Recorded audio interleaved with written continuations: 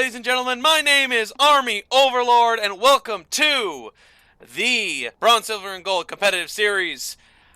Here with me is my good friend Fridge. And I'm really excited for these games tonight. ESG, of course, the team I used to be on, and recently, actually just this past week, I actually played a couple games with a couple of players from Ænima United. Very friendly people over on that side as well. So pretty excited to see these two teams clash. Definitely, I like the players from both teams, from who I know anyway. Indeed, both of these teams are currently right at the fighting for the middle of the pack right now, fighting for that third place spot here. ESG currently is trying to get themselves ahead of Ænima United, who has just clawed their way by a mere single point. I won't be denied. That point being the deciding factor here, as both teams have no ban issues. Nobody is really out of place except for one person. I believe only Dragonheart, the sub, is tackling Meltrix at the top lane position here. So, right off the bat, the Sejuani ban is off the board, and so is Echo. Interesting.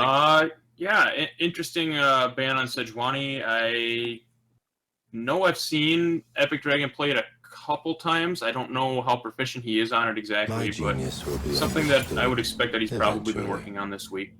Well, for everyone at home who's trying to get caught up on everything, and everybody who is perhaps maybe one or two stones behind the rest, this is the final best of 3 this week. This is 100% the end of the best of 3 series, because next week is going to be the Super Series as well as the Gathering of Warriors on Friday. Yeah, those best of 1s next week. Gonna change up the plans of these teams a little bit. Maybe can't really plan for a best of 3 anymore, so you got to win the one game. Yes, you can't exactly plan it traditionally. This is more a collection of points. Try to get as many as you can before the next situation does come around. But after that, we're looking at ourselves a playoff opportunity. So for both teams, they're trying to secure the middle ground position right now in the playoffs. So this is a very important knowledge to learn when it comes to the next round of the playoffs. Extremely vital for everybody to know exactly what they're about to go up against. Yeah, absolutely. And at this point, every single point you guys can pick up matters. So I would expect both teams to be clawing their way for this win the whole way across the board. Pretty excited. Varus comes out on the side of ESG and Draven on the side of Ænima. So looks like both AD carries locked in early. Right, we have seen Ænima same use Draven before, a powerhouse in the bot lane, very solid at that. It appears ESG must either have not been aware of this or more concentrated on trying to get rid of other issues that they were very much worried about. You know, they don't know exactly what Dragonheart's top laners are going to be, so they're more concerned on trying to get Springfield off of his game, but that left open for Ænima Same's opportunity to grab himself a Draven. Yeah, and Draven definitely a power pick, as you mentioned. He can, if he gets ahead, he can snowball that lead, and it can just be really devastating for the other team. On the other hand, they did leave Springfield's Ahri up, and I know he's been really good on Ahri, so we'll see if he maybe looks to pick that up. He's going to go into the second ban phase without it, though, so I expect ESG might ban it here. Indeed. Sivian currently now just debating what kind of champion he wants to take. Since the bot lane has been secured, he decides to sit on the Ahri pick exactly, and does take it. So he's taking it away from Springfield. Interesting. Yeah, interesting indeed. I don't know that I've seen a ton of Ahri on Sivian. I know he does play it, but he's been more of an Orianna player as of lately, so we'll see if he's lost a step or not over the course of the past couple weeks of playing it a little bit less. Your judgment is clouded. The Taric ban coming out, very targeted at Barbie. I've seen Barbie play Taric the past couple of weeks. I'm almost curious to see if they ban away her Nami as well and try to force Barbie onto something that maybe she's a little uncomfortable with. Shabanova. Wow, I think that was probably some very foul language coming from a very cute Gnar. I did not even expect that at all. Gnar's just so adorable. I'd love to have a pet Gnar, man. Indeed. Well, I agree 100%, but I recommend I don't know if I can manage it very well, because I'm pretty sure that Gnar would be really angry at me at times. And What are you talking about? You could use him to, like, help you rob banks and stuff. Oh, I see, I see. It's a get-rich-quick scheme. That sounds like a pretty solid get-rich-quick scheme, if you ask me.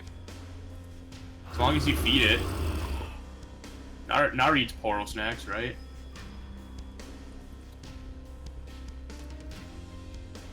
We're seeing Rek'Sai come off the board here as well. I've never seen Epic Dragon play the Rek'Sai. Maybe he's been putting a lot of time into it lately, but... I mean, it does seem to be something he wants to take off the board here, as BJ has confirmed Rammus for Epic Dragon. And Emma Sane has selected his support, not surprising, going to be taking a nice Janna to amp up the damage of the Draven. I don't want to necessarily say that the Rammus is a jungle, but it probably is. It has been in the top lane before, not in this season at all, but it's happened before. Not likely, but we see a Galio picked up for the mid lane here, so Springfield going to be taking Galio into this game. Indeed, and following that appears to be Aurelion Soul. JB the Kid is currently sitting on it. Probably JB, I hate already you so much. switching to the T. All right, finishes off strong with the Gragas. Oh, I hate you so much, JB. He knew we were gonna talk about that 100%. The A Soul, that was a little fun one. They accidentally hovered a little too long and got auto locked into way early on in the season. So they joke about it sometimes. Well, from what I'm looking Gotta at, try and mess with me. Sorry.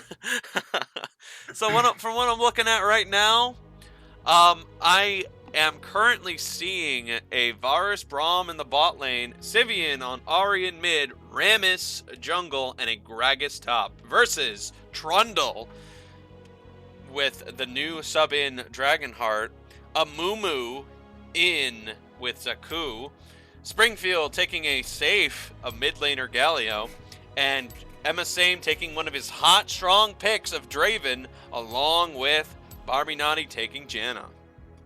That Draven can definitely be a scary pick with the Janna shield boosting his AD a little bit too, especially in the early game.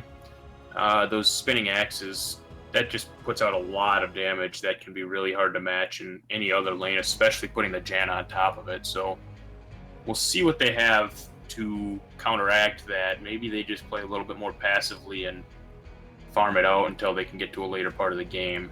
That's what I would expect to see.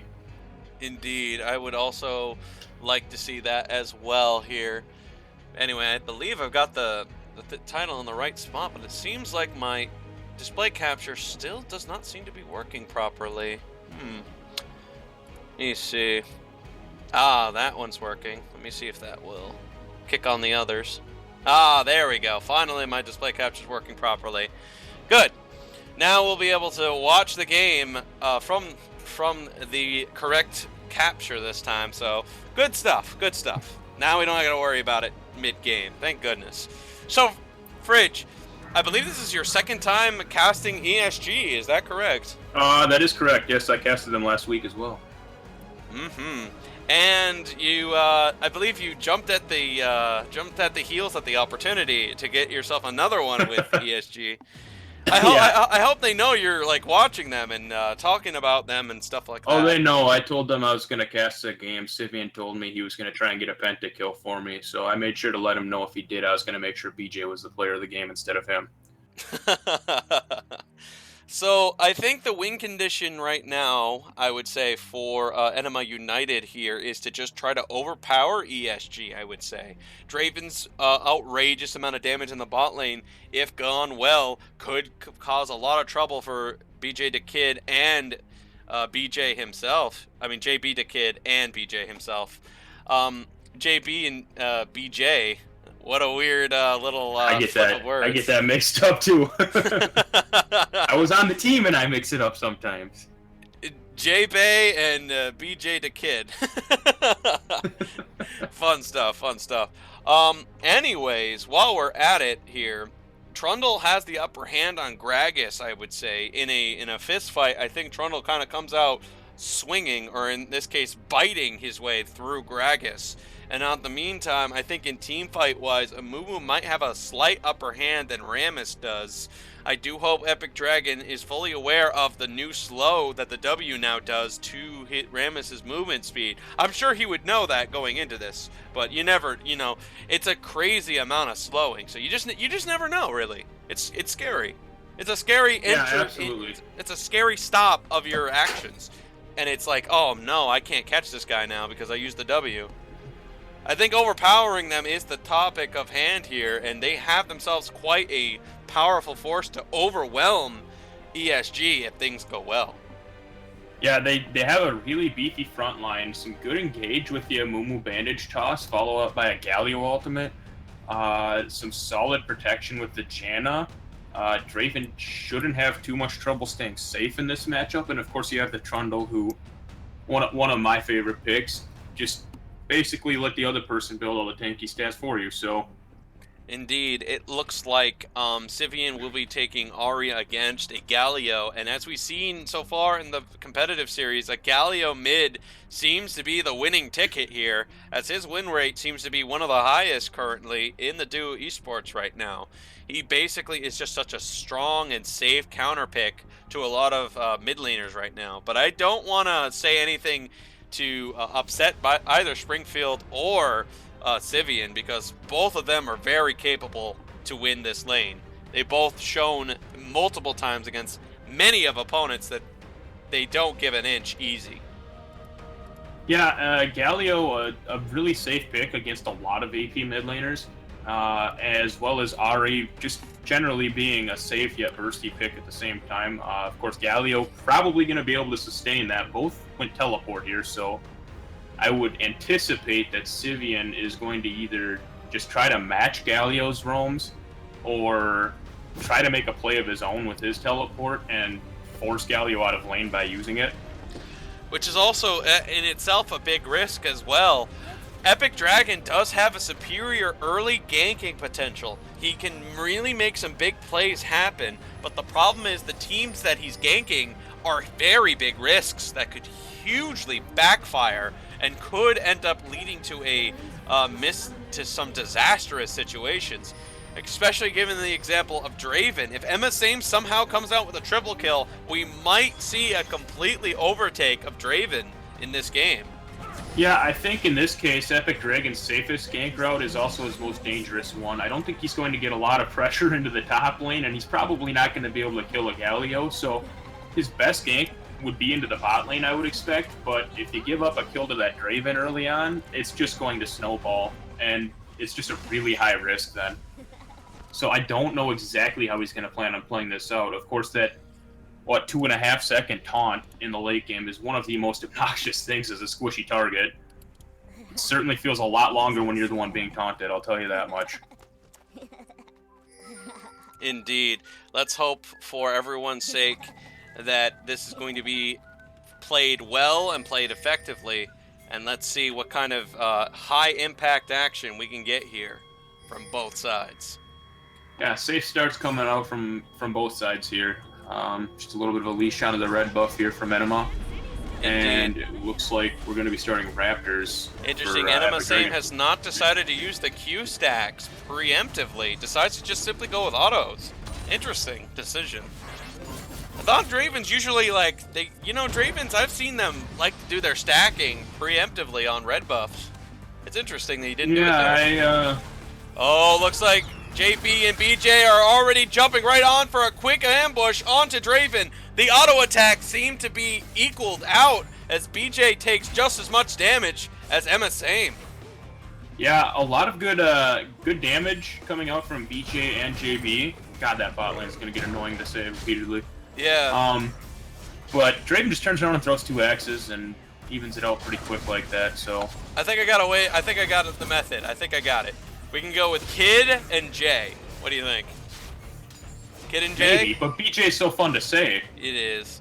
Why would he name himself BJ if he didn't want us to say it like that? It's true. It's very true. We're all 10-year-olds on the inside, ladies and gentlemen. I'm never growing up. Nah, why would you ever grow up when you could just keep making that kind of humor? That's the best kind of humor. We got actually Zaku coming in to the Raptor camp here, trying to get something from behind Sivian, but he's spotted out by that ward right there as he walked across. It looked like. Thank you very much, Rynuker, for reminding me the music was going on. Now the music's definitely not supposed to be out there. Thank you for the catch. I'm pretty sure I don't want to make anybody upset when they end up watching the replay later on. Especially especially my bosses. They definitely don't like the music playing while the game's going. Anyway, it looks to be a little bit of an equal trade so far here as Janna is trying to make this happen. Here's gonna be where the game may be decided at this point. Draven is taking a lot on the passive. He's taking a lot of damage, but he's still returning back strong. And right now, on top too. Yes, and at the same time, Zaku is jumping right onto Maltrix. Maltrix is slowly stepping back here, and massive half-health damage here as Dragoon's coming back on the play afterwards. And it looks like neither one are going to be able to put Maltrix's down yet. Or maybe they will. Maltrix is on the ropes here. He jumped through the pillar. Dragonheart is trying, but he can't get there in time. Does go down to the tower on his desperate attempt for the first blood. I actually think played perfectly. Maltrix could have come away with both kills there, honestly, but decided to body slam away. Still paid off for him. Indeed, MSAIM is right now fighting against Kid right now. Barely any health here. Here comes Rammus on a gank number 2. The auto attack was not strong enough to take out Jay. He's going to now go ahead and get himself a double kill as a well-coordinated second attempt had worked out really well. Maltrix is completely out of mana here. Dragon is trying to hurt him, but there's no way to defeat a Gragas with that much health. No mana either. Just barely enough to get himself a little bit of health back, and just survive through it. He's gonna back, and Dragon. I hope he doesn't TP here. Right. Some people in the audience, even Rynuker, is like, "Why? Why did you do the tower dive earlier, man? That just wasn't like your flash already went down. You already used your pillar. That timer on that thing is like 5 years. Like, why would you even try?" Sometimes yeah, it's a pretty long cooldown. Epic Dragon's gonna come to the rescue here, getting some pressure off of Sivian. And that's exactly that seems to be very effective so far into this, as the ganks so far at bot lane are working out really nicely, and are slowly making it very difficult for Draven to get any upper hand in these trades. Yeah, and actually no summoners in top lane for Dragonheart, and the flash down on MSAIM down in bot lane as well. So he can really gank any lane. He's just going to have to watch the pillar in the top lane if he chooses to go that route. Absolutely. But at the same time, he has to be extremely careful here. One misplay in these situations could lead to kills, and that's exactly what ESG really cannot afford to have happen. They just need to make sure they get what they want out of these. Zaku is going to once again try the same attempt at topside again. Maltrix has been cut off from his E, but the slow is happening. The damage is going to finally come through as Maltrix's attempts to retreat has backfired. That pressure at topside just to try to keep Trundle ahead. Interesting strategy. A lot of pressure onto Maltrix here. Just use the body slam at a little bit of an inopportune time. Maybe could have gotten away, but just ended up body slamming right into a Mumu, and after all said and done, Mumu was able to just bandage toss onto him afterward and secure it. Right. Looks like we're getting some extra people to come in here. Apparently, we got a new guy named Orison, and he apparently is a huge fan of Zaku. So let's see what Zaku is going to end up doing for the rest of his game for his new fan base. Interesting. I didn't think he had one. Right past the Janna. MSAIM has gotten well away from Epic Dragon, avoiding the situation entirely. I almost wondered he could have just went right onto Barbie, taunted, and maybe gotten that kill. Indeed. Just a little flyby right there. Well, on the plus side for MSAIM, he doesn't have much to worry about here. That health percentage damage is clearly tugging so much of that health bar away from Trundle. That's like half of his health bar every single combo he does. Yeah, I like to go for a Vamp Scepter in this sort of a matchup as a Trundle, just to get you that sustain. I mean, you already have sustain, but it just makes you really, really hard to kill. You're not generally going to get a one-shot by a top lane Gragas, unless they decide to go full AP, which is pretty uncommon. So whatever damage they do, you can usually heal up pretty easily. Indeed. We'll see if he feels the same way about it. I'm also more of a fan of the Dorn Shield start. But he opted for the Corrupting Potion. The damage is starting to come through here. They think they've got the upper hand. Draven lost a ton of health bar, and they were right. They completely caught him off balance, and Barbie had no chance to save Draven in that spot. Draven is now 0-2 here, and that's exactly where he wants to be. Right now, Maltrix is clearly taking away at the health bar of this Trundle. Yeah, that's half his health bar gone just like that. Trundle probably gonna want to get a Spirit Visage as a second item.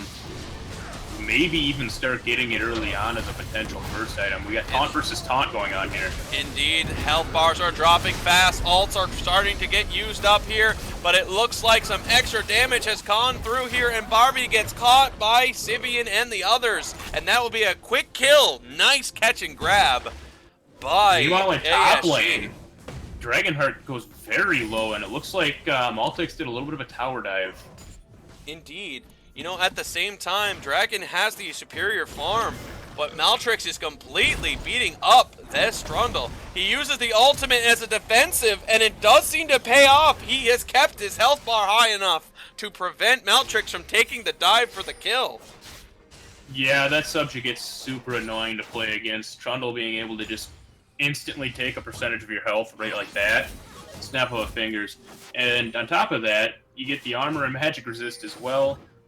Such an annoying ability on, I think, max rank, like a 46-second cooldown. So, for what it does, in my opinion, way too short of a cooldown, but don't tell Riot because I play Trundle. And we have seen your Trundle in the past as well. You've dominated really nicely in the top lane with Trundle several times. You can be a really impactful force out there, and really a huge positioner. You are very good at Trundle itself, but Trundle as well is just really good at just making some big plays happen. It looks like Jay has been forced to step back as MSAIM is trying to pressure him under his own tower. Yeah, Draven should win a lot of these 1v1 trades, but they're going to have to be a little bit careful because Epic has been putting a lot of pressure down into the bot lane in the early part of this game, and I don't expect him to stop as it's been working pretty well. All I know is when I've played Trundle myself, I've used the Ravenous Hydra, and I have been a huge fan of it ever since he's able to bite towers. That Ravenous Hydra is so strong with him, and it adds an extra life steal that just makes him able to do a lot of big plays. Speaking of that, it looks like these two really just don't like each other. They're just trying to swing at the other one. Epic draw. Oh my goodness! Maltrix messes up the ultimate, and that will be a free-to-go Dragon as he pushes him right under his own tower. That's really unfortunate for Dragon. Yeah, that was close. I personally, on Trundle, it depends on the matchup. You've seen I like to go Blade of the Rune King in some situations. But if I am going for a Tiamat build, I like to go Ravenous Hydra and then switch it to a Titanic later on in the game, just to get a little bit of that extra beef. But, I mean, at that point when you really got a lot of health bar, that does make a lot of sense to me. Right. Perhaps he might be thinking, Dragon might be thinking the same thing, as Zaku is now currently flanking and getting rid of the ward that was placed here. No gank at top side right now, but Trundle's got a huge farm lead.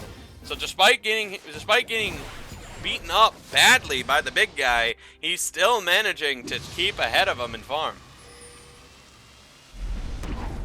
Trundle's certainly able to do that, even if he is losing trades, just because of his built-in sustain. That's a lot of extra AP damage here, but it looks like at the bot side, another huge fight here. The ults are going off here. Draven, can he out-sustain? He's trying to get past the Braum. The auto attacks are now finally getting through, but here comes the TP, and it looks like that's going to be a free kill for her. No, it's not. Draven's actually going to be fine in this situation. Jay's on the run now, as Emisame has gotten Meltrix. I cannot believe Meltrix didn't take Draven. Draven right now is still alive with no health remaining, while at the same time ESG is now on the ropes, making a huge running away attempt. But they cannot seem to close out the deal for Ænima United. They do get a lot of damage, but no way to force ESG to lose any more health bars here. I cannot believe Draven survived that. Yeah, that was, I think, a little bit of a misplay from Multix. He actually used his W, and I think he accidentally hit Janna with it instead of Draven. So Draven just walks away. A little bit, maybe a little bit fortunate, call it lucky if you will, but does manage to get away in a very close fight. A lot of health bars going low, but it does end up being a 1-for-0 advantage in favor of Ænima there.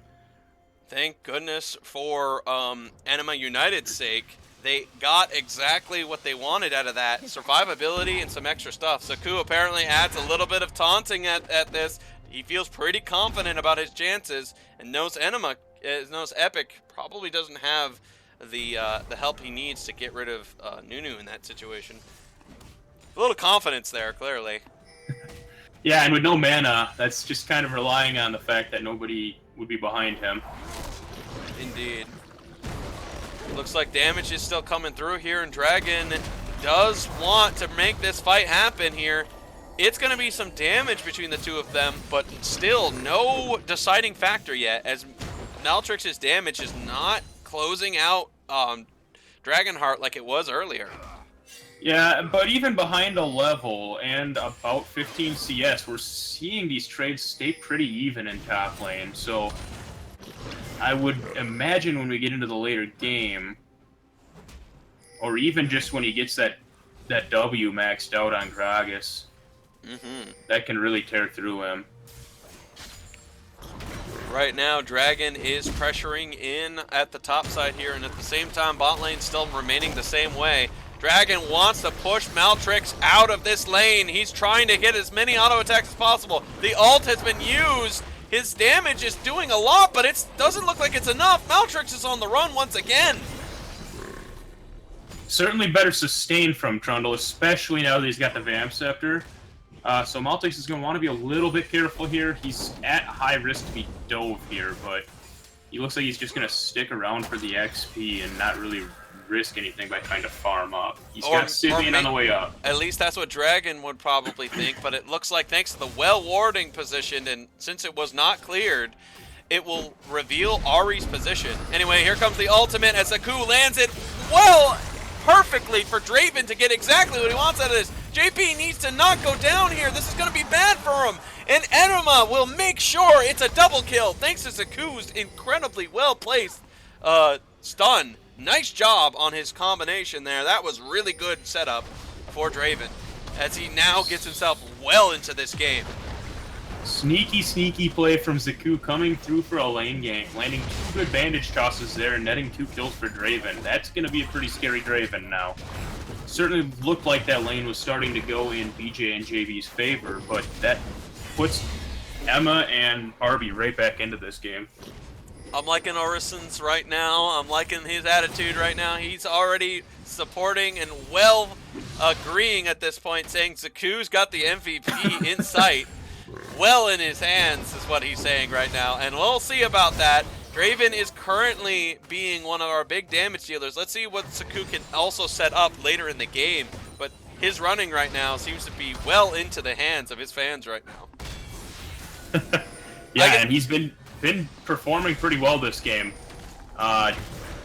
Definitely not a lot happening up until that point, but he's been putting pressure on the map and forcing people to play a little safe. Man, once again, ultimates are being flown out here at topside and botside. Draven gets charmed and damage is coming through.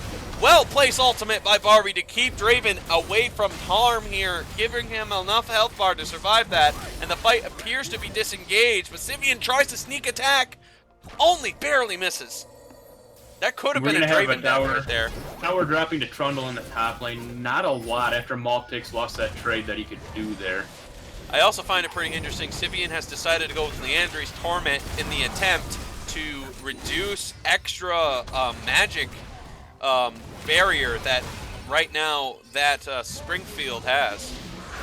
Yeah, just gonna try and burn through that massive magic resist he's gonna build up, and actually, he went for the triple Doran's ring. So even though it has been currently nerfed, he's no longer getting any extra mana upon killing minions. But clearly, he has a strategy with that because he has the adaptive helm to negate the extra proccing damage that Sivian would be doing thanks to the Liandry's Torment. So that was actually a really well purchased decision. I think that's actually one of the main reasons why Springfield still has the upper hand against Sivian, in farm at least. Yeah, almost 40 CS advantage there in the mid lane. We're seeing about 30 in the top lane in the favor of Dragonheart. Bot lane, relatively even, so... Sivian has low mana, but does have enough for a charm. He uses it, but it looks like Zaku is in the well position here. Maltrix with the CC pushes away the other two. Maltrix fires the ultimate again, and he actually misses this time. He's been really tossing that barrel around. Just a little unfortunate on the prediction there. I think he thought they'd keep on running that way, but they turned back and just walked back into the lane. Certainly, Maltrix certainly has a lot of confidence just hucking his barrel around. And the bright side for him is it's not a super long cooldown, already almost halfway done with the cooldown, so... But they will lose a tower. Well, I bet he wishes he had it now, as it looks like finally the damage has caught up to him. He goes down here, Zaku barely alive after that great setup for his teammates here. Galio gets some extra damage in, as Zaku right now is currently getting a big amount of damage onto everything at this point. It looks like they're finally going to re-engage here, as it looks like ESG has retaliated. The Draven has gone down as well, and ESG has got them on the ropes. Zaku is running away from Sivian. He goes in for the stun here. Zaku is going to be charmed and killed. That's unfortunate. I hope Orison didn't see that. Great turn from ESG there, though. Noticing that maybe Ænima overstayed their welcome a little bit. Turned re-engaged and came away with that. Actually 3 for 2 in the end, if I'm not mistaken. Here comes the Rift Herald here to help out with the engage here. Springfield has been taking a ton of damage, but will survive long enough. But here comes the Rift Herald as it helps with the siege here. Bunch of damage onto that tower. It will go down quickly.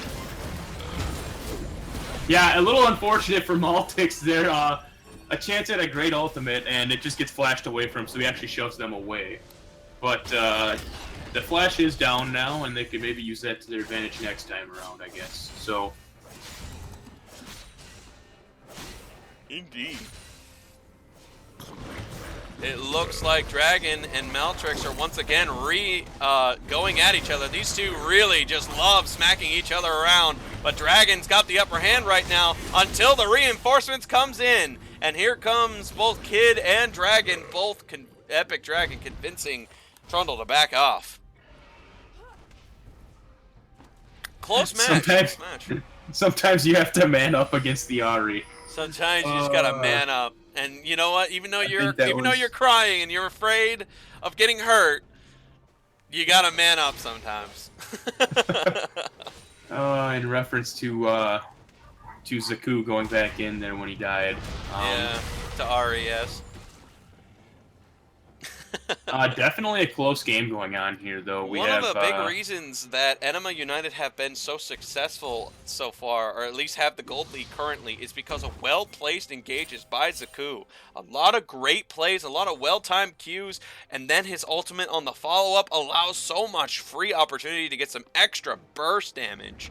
So it's one of the big reasons why Ænima United has the current lead when it comes to playmaking and money-wise right now. But of course, as we do know, ESG is currently ahead in kills because of the fact that they have been able to make good decisions. but it looks like Draven has something to say about what I just said there as he goes in and takes out Sivian. It looks like it's going to be another kill opportunity for Dragon. He does make the kill happen. His ultimate had used the last tick of the proc to get rid of Rammus here as the tower is being sieged once again by Ænima United. They have the money advantage. They have the damage. Zaku goes in to try to catch out Kid. It's going to be a retaliation with his own ultimate.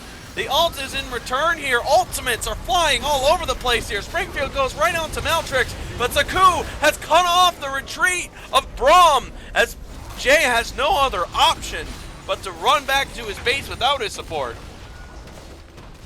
Yeah, that was a great engage there from Zaku on actually multiple occasions within that fight, and another great bandage toss. Right, Zaku is really doing a great job of helping his team get exactly what they need in fights. It's to be Courage of the Colossus that gives him a massive barrier, and Draven is having a hard time cutting him down. They don't want to fight anymore. They want to get out of here quick. As ESG is giving him a small chase, but looks like they're going to head back to the farm. Yeah, we're going to I would expect Ænima to try and get a little bit more vision around the Baron here before they back off, just to be sure that they know ESG's not going to go right for it. But we're seeing Epic Dragon clear out bot, so that should completely give them the idea that that's not going to happen right now. I don't know if there's some magic going on or some voodoo right now, but I feel like all this cheering by Orison has made Zaku play so... Every play he does just seems to be so much more well in tune with the rest of his team. Like, he is just absolutely doing a great job out there. And I think it's all the cheering Orison's doing. I mean, Zaku's already a good player. Yeah. From everything I've seen. It's extra. It's magic, man. It's magic. He's just playing better now. Well, you can't disappoint the fans, so... I guess not. It looks like a quick dragon take here will be an extra cloud. That's very good for their team, I would say. Very good for Janna and very good for Zaku. Now they can make some quicker engages and some better retreats when situations are demanding. Dragon is going to go ahead and take himself a tower down here. Yeah, faster engage is going to definitely make Zaku a lot more scary. He's already been doing a great job on his engages, so just add a little bit more pressure to ESG. Epic Dragon has apparently overstayed his welcome. The taunt on the reverse back. It looks like he'll flash to avoid that situation. Good job by Epic Dragon to not give away a kill. That could have been really dangerous, but it looks like Zaku is going to get another free engage. Zaku has been on point with these engages today. He gets another free catch for his team. Yeah, top-notch bandage tosses from him all game long, honestly. Once again gets himself another one. Big damage onto Sivian, but he stays alive here. Zaku is absolutely on fire here, ladies and gentlemen. His bandage toss just can't seem to miss, as it looks like Ænima is going to chase after the Braum with a 200. That was a 625 crit. Oh my goodness. Onto Braum. That's some big damage by Draven. His crits are starting to look real powerful. Yeah, 5-kill Draven is a scary Draven. He's got the Death Stance, the Infinity Edge, and the Rapid Fire Cannon.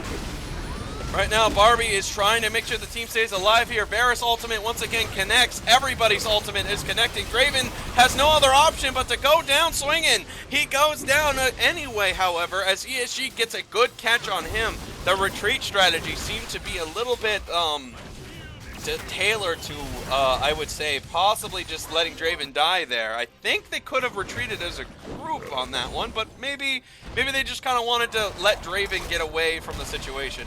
Looks like Dragon thinks he's got the upper hand on Maltrix. Maybe he does. The health bar is slowly going down here as the auto attacks are not exactly getting enough here. Dragonheart's overcommitment will be punished as the S of ESG goes ahead and takes him out. Yeah, and what looked like a really bad situation for Maltix ended up being Epic Dragon showing up in the nick of time, getting the taunt off, and the rest of the team cleaning him up. So, well played there by ESG to just get the catch on, well, both Ænima Same and onto Dragonheart. Well, I think this is quite obvious. Grab Draven a red buff. 3 shots it too. Not much to be said about that. Fed Draven, you can have red. Oh, absolutely. Although, as a top laner, at least I know you've played top lane, I know for a fact you would always at some time have yourself a red buff at occasions. I don't know if I've seen you in the competitive series use it, personally. Wow, looks like another on-point, accurate Zaku hook again. Epic Dragon is going to go away, however. And I think Barbie made a bit of a misclick there. His teammates are going to let her know about that. Poor Barbie, no ult. I do think that was on a ward as well, so ESG might have seen that. You can see the little flames around Amumu right now. That's not a Cinder Hulk or anything like that. That's actual flame. He is literally the fire basketball in Slam Jam right now. He is just on fire with these hooks. These bandage tosses. 100% on point. He certainly has been on fire this game. Not missing actually really any of them. Maybe one that I've seen. But it looks like they're going to be looking at the possibility of a Baron right now. Well, they certainly feel like they can do it. They have the crits on Draven. Their damage is cutting through this Baron, but can it cut through it fast enough? Here comes ESG on the flank here. They're going to fight against Springfield. Springfield manages to block Rammus, but can he stop him from getting into range here? The Baron is not low enough. They will not make the attempt here. Zaku is in the back line, uses the damage he can to keep back BJ. He gets the stun off in time. That's going to allow an opportunity, however, for Ænima United to get some CC back. The damage by Springfield is coming through, and it's going to be Draven to get some extra kills here. Dragon is low, but not low enough. The crit does over 700 damage onto the Varus, and that takes him out.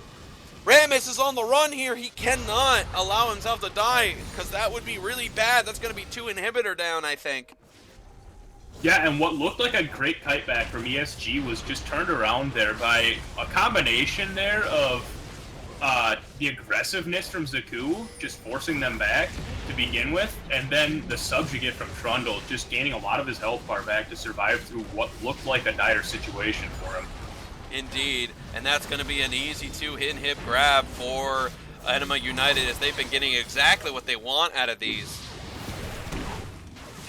United has been on point and been doing some big damage so far here as ESG is still hanging in. They're doing their best part here. They're getting their damage in, but they just can't seem to get Draven or anybody down fast enough. Yeah, and we'll see if Ænima decides they want to... Looks like they're going to want to try and bait this. I feel like they could take it with 2 inhibs down.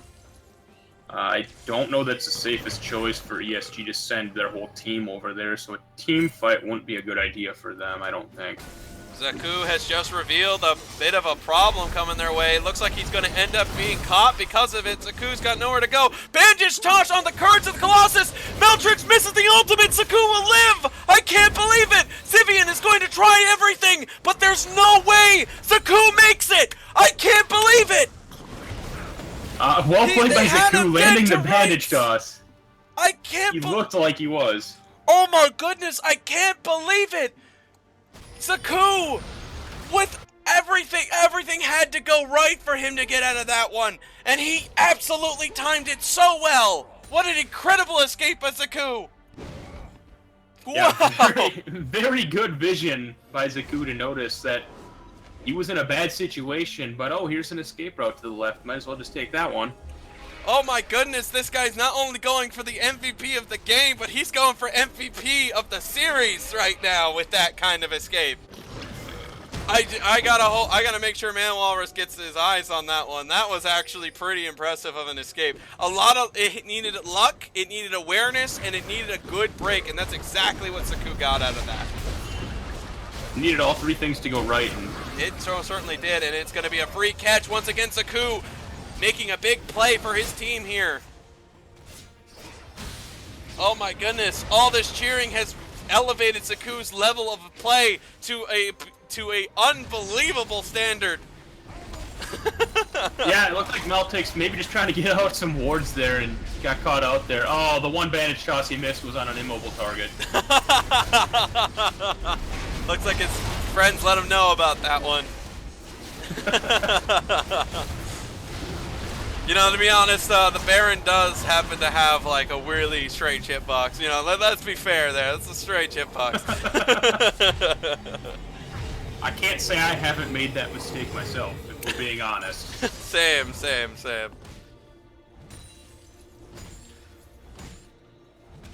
I can't wait to get Man Walrus to take a look at Zaku's performance here. We take a look at Zaku right now.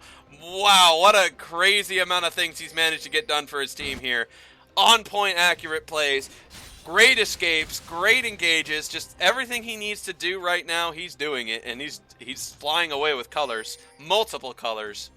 Great job out of him. He also finished up the Gargoyle Stone Plate, so he's going to be able to survive in these fights a lot longer now. It's going to be pretty scary for ESG. On top of the Baron they're already going to have against them, so... Dragon is sieging into the tower. That tower is pretty low here. Zaku is sieging the mid side here, adding extra pressure onto Ahri. While the rotation does come around here, it's going to be a tower grab here. Great job so far by Ænima United as a whole. But Zaku's performance here has been spectacular. He's moving into position right now, as it looks like the ult will land onto the target. Zaku's waiting for his time right now. He doesn't have ultimate, so it looks like the engage will probably not happen yet, as it looks like the last inhibitor for ESG Gaming has fallen, and now it's going to be a siege for these Nexus towers here. Oh, huge damage! What a massive damage onto Sivian, and it's going to be a retreat strategy. Once again, Zaku has caught his target, and Emma Same is going to get some damage in, but finally goes burst.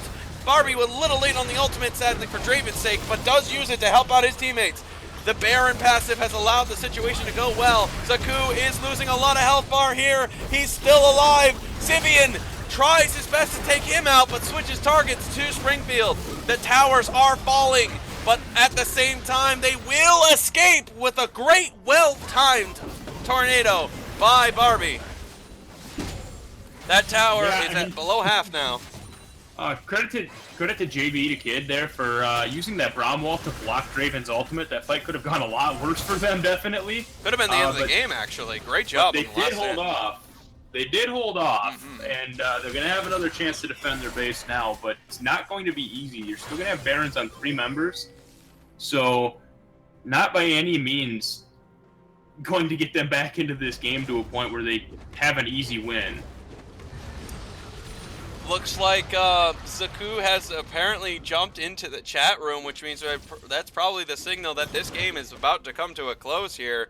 I wonder what that's going to mean here. It looks like Zaku has said that one was for Rhynuker. Interesting. I thought he would have done it for Orison, who's been cheering for him nonstop this entire day. Based on that, it sounds like ESG won. Yeah, we're about. Well, I mean, yes, indeed. Depending on how much he likes Rhynuker, I guess. Depending how much, I guess, yes. Yeah, I expect them to just close it out with the Baron here. 1 inhib down, 2 exposed, and only 1 Nexus tower left. They could easily dive this last tower. Which wouldn't be surprising, as Zaku is currently in a fine position for engage anytime he needs it.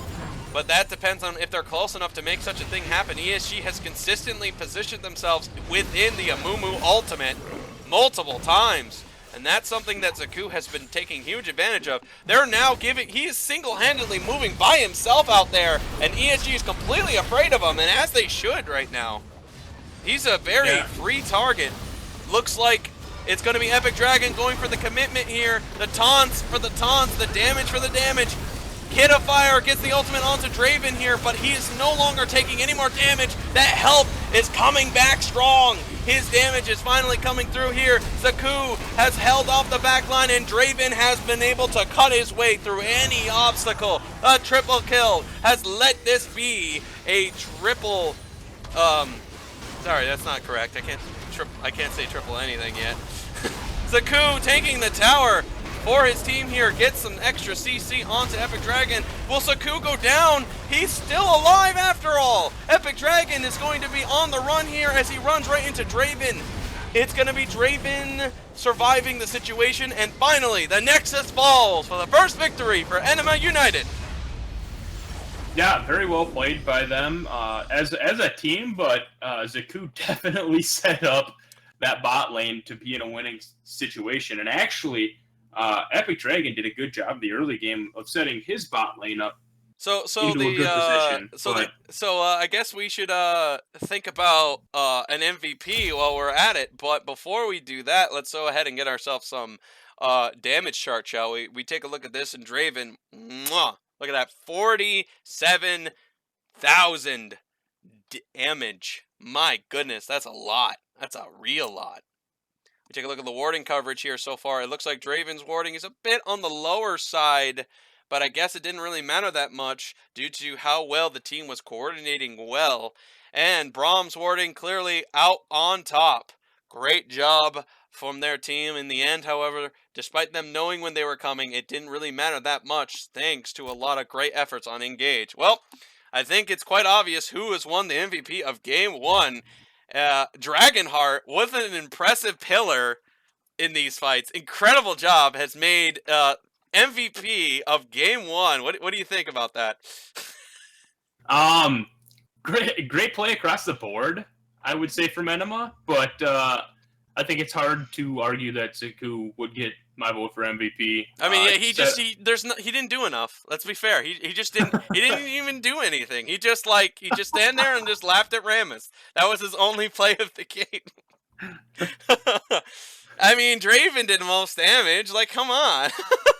Orison, I'm kidding. Orison, don't lip see me. I'm kidding. He got MVP. Zaku got MVP. No, don't fire us. Hold on. Don't fire us. He's fine. He got it. Said it. I was in the middle of a spiel about how good he was doing that game and how he was getting his lanes ahead and landing every bandage toss except for the one he missed on Baron. I mean, that was the one reason he didn't get it. No, he gets it. Zaku literally made a lot of amazing plays for Ænima United. Scary how efficient he was out there. He managed to make he was almost like on a completely different level of power to make such great setups for his team. It almost was like he was literally on fire out there, and that's actually an incredible performance out of him. Zaku, you get the Game 1 MVP. Let's go ahead and get ourselves prepared for the next game here. Hopefully we'll get to see some better war coverage as a whole from their team. They were slightly behind on ESG in war coverage, but everyone else did a really great job. Love to see some more action coming up soon, ladies and gentlemen. As that does happen, I will give a little bit of advertisement before I go ahead and get my, after I get myself a small break. So let's go ahead and get this advertisement underway. Since we seem to have some new people in the audience, I'm quite happy to see such a thing. So, this being said, ladies and gentlemen, on Friday, this coming Friday, we have ourselves the Gathering of Warriors, which is considered a open house for all new people as well as free agents. It is a talent finding system that allows everybody to get exactly the kind of players that they want to see or when they want to see it, and to try to scout out for new talent and try to find themselves some good players for substitutions for for teams who really could very much use some talent as we come into our playoff situation. Really good to find yourself some good subs. This week's coming up is going to be me versus Fred Fredersen in a comp battle, where I will be going up against Fred's crazy comp by using my own crazy comp to go up against Fred Fredersen in a matchup here. I would love to have myself as many new people to come onto my team as possible. You guys will absolutely love to play on my team, although I'm pretty sure Fred Fredersen's got the upper hand. I'll explain the rules and conditioning in a moment, but I just wish to say that I have Fred Fredersen and I are good friends, and he and I have been at each other's throats so far over the course of this week, ready to see if we can best the other person here. It'll be 3 games on Friday starting at 6 p.m. I hope you guys can show up. It's going to be super fun. So if Fred's got the upper hand, can I play on his team? No. Why? You can play on whatever team you want. All right, I'm picking Fred just so I can beat you. Wow. I've done nothing wrong. I've done nothing. All right. Fun. So remember that is Friday, 6 p.m. Eastern time. Oh, I'm sorry, Ryan Nuker, man. I didn't mean to hurt your head. Look at this. Look at this guy. Ryan Hooker. Oh man, I feel bad. Insult. What kind of voice do you want? You know what? What kind of voice? You want a high-pitched one, low-pitched one? Take it as it is? Okay. Take it as it will. Oh. You should get one of those little auto-tune things and do one of those little rap things while you cast. It's a terrible idea. Okay, let's grab ourselves. Ryan Hooker is roaming to mid. Wow. All right. Well, hope you can keep everybody company while I or by the way, you should also think about advertising yourself while you get the chance. You do have yourself your own Twitch after all. I do. I recently got the subscribe button as well. So that would be twitch.tv/fridge8, but it's fridge with a 1, not with an I. So FR1DGE8. So I don't know. I play a lot of random stuff on there. I like to play some scary games from time to time too, so that people can laugh at me as I damn near pissed myself because of fear. Other than that, I throw down some League or some other stuff from time to time as well. I play some Assassin's Creed, a little bit of everything, pretty much whatever I'm in the mood for. Sounds pretty good to me. Anyway, I will return momentarily. Small break for me, gonna get myself a refill, and so on and so forth. Be back momentarily, ladies and gentlemen. Enjoy the music. Be back when I get back.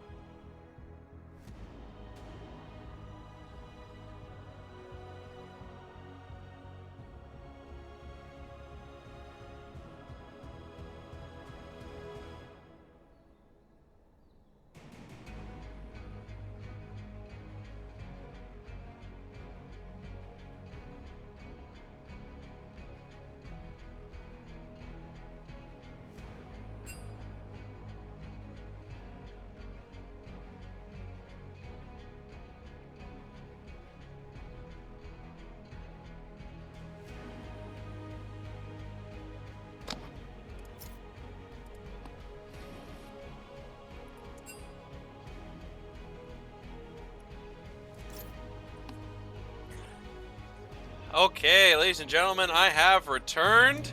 I got myself a drink, I got myself a snack. So I'll be taking a little bit of breaks in between the action. As I will be doing so, I got myself a good old fridge over here to keep my food nice and well cooled. That's your first mistake. I'll just eat it. Where are you gonna put it? In the fridge. I see. Nice. Of course. Catching appliance humor, everybody. You're welcome. The first grade humor, indeed. We went up from we went up from age 5 to first grade. That's pretty good. That's what I have to say. That's pretty good. At this rate, I might be 18 by the end of the stream. Aries, welcome to the stream, buddy. Hey, Aries, glad you made it, man. Good to see you here. Glad you made it. Looks like the players are ready. Indeed, they are. Are you ready, though, Army? Maybe? So what do you think? An Amumu ban here? I don't know if an Amumu ban would be good. I think one of the main focuses that they've got to do this time around is make it so that way they have the damage be a little bit less this time around. And ESG did not think Draven was going to do that much damage. They did not prepare for that much damage. I think they just need to take it off the board.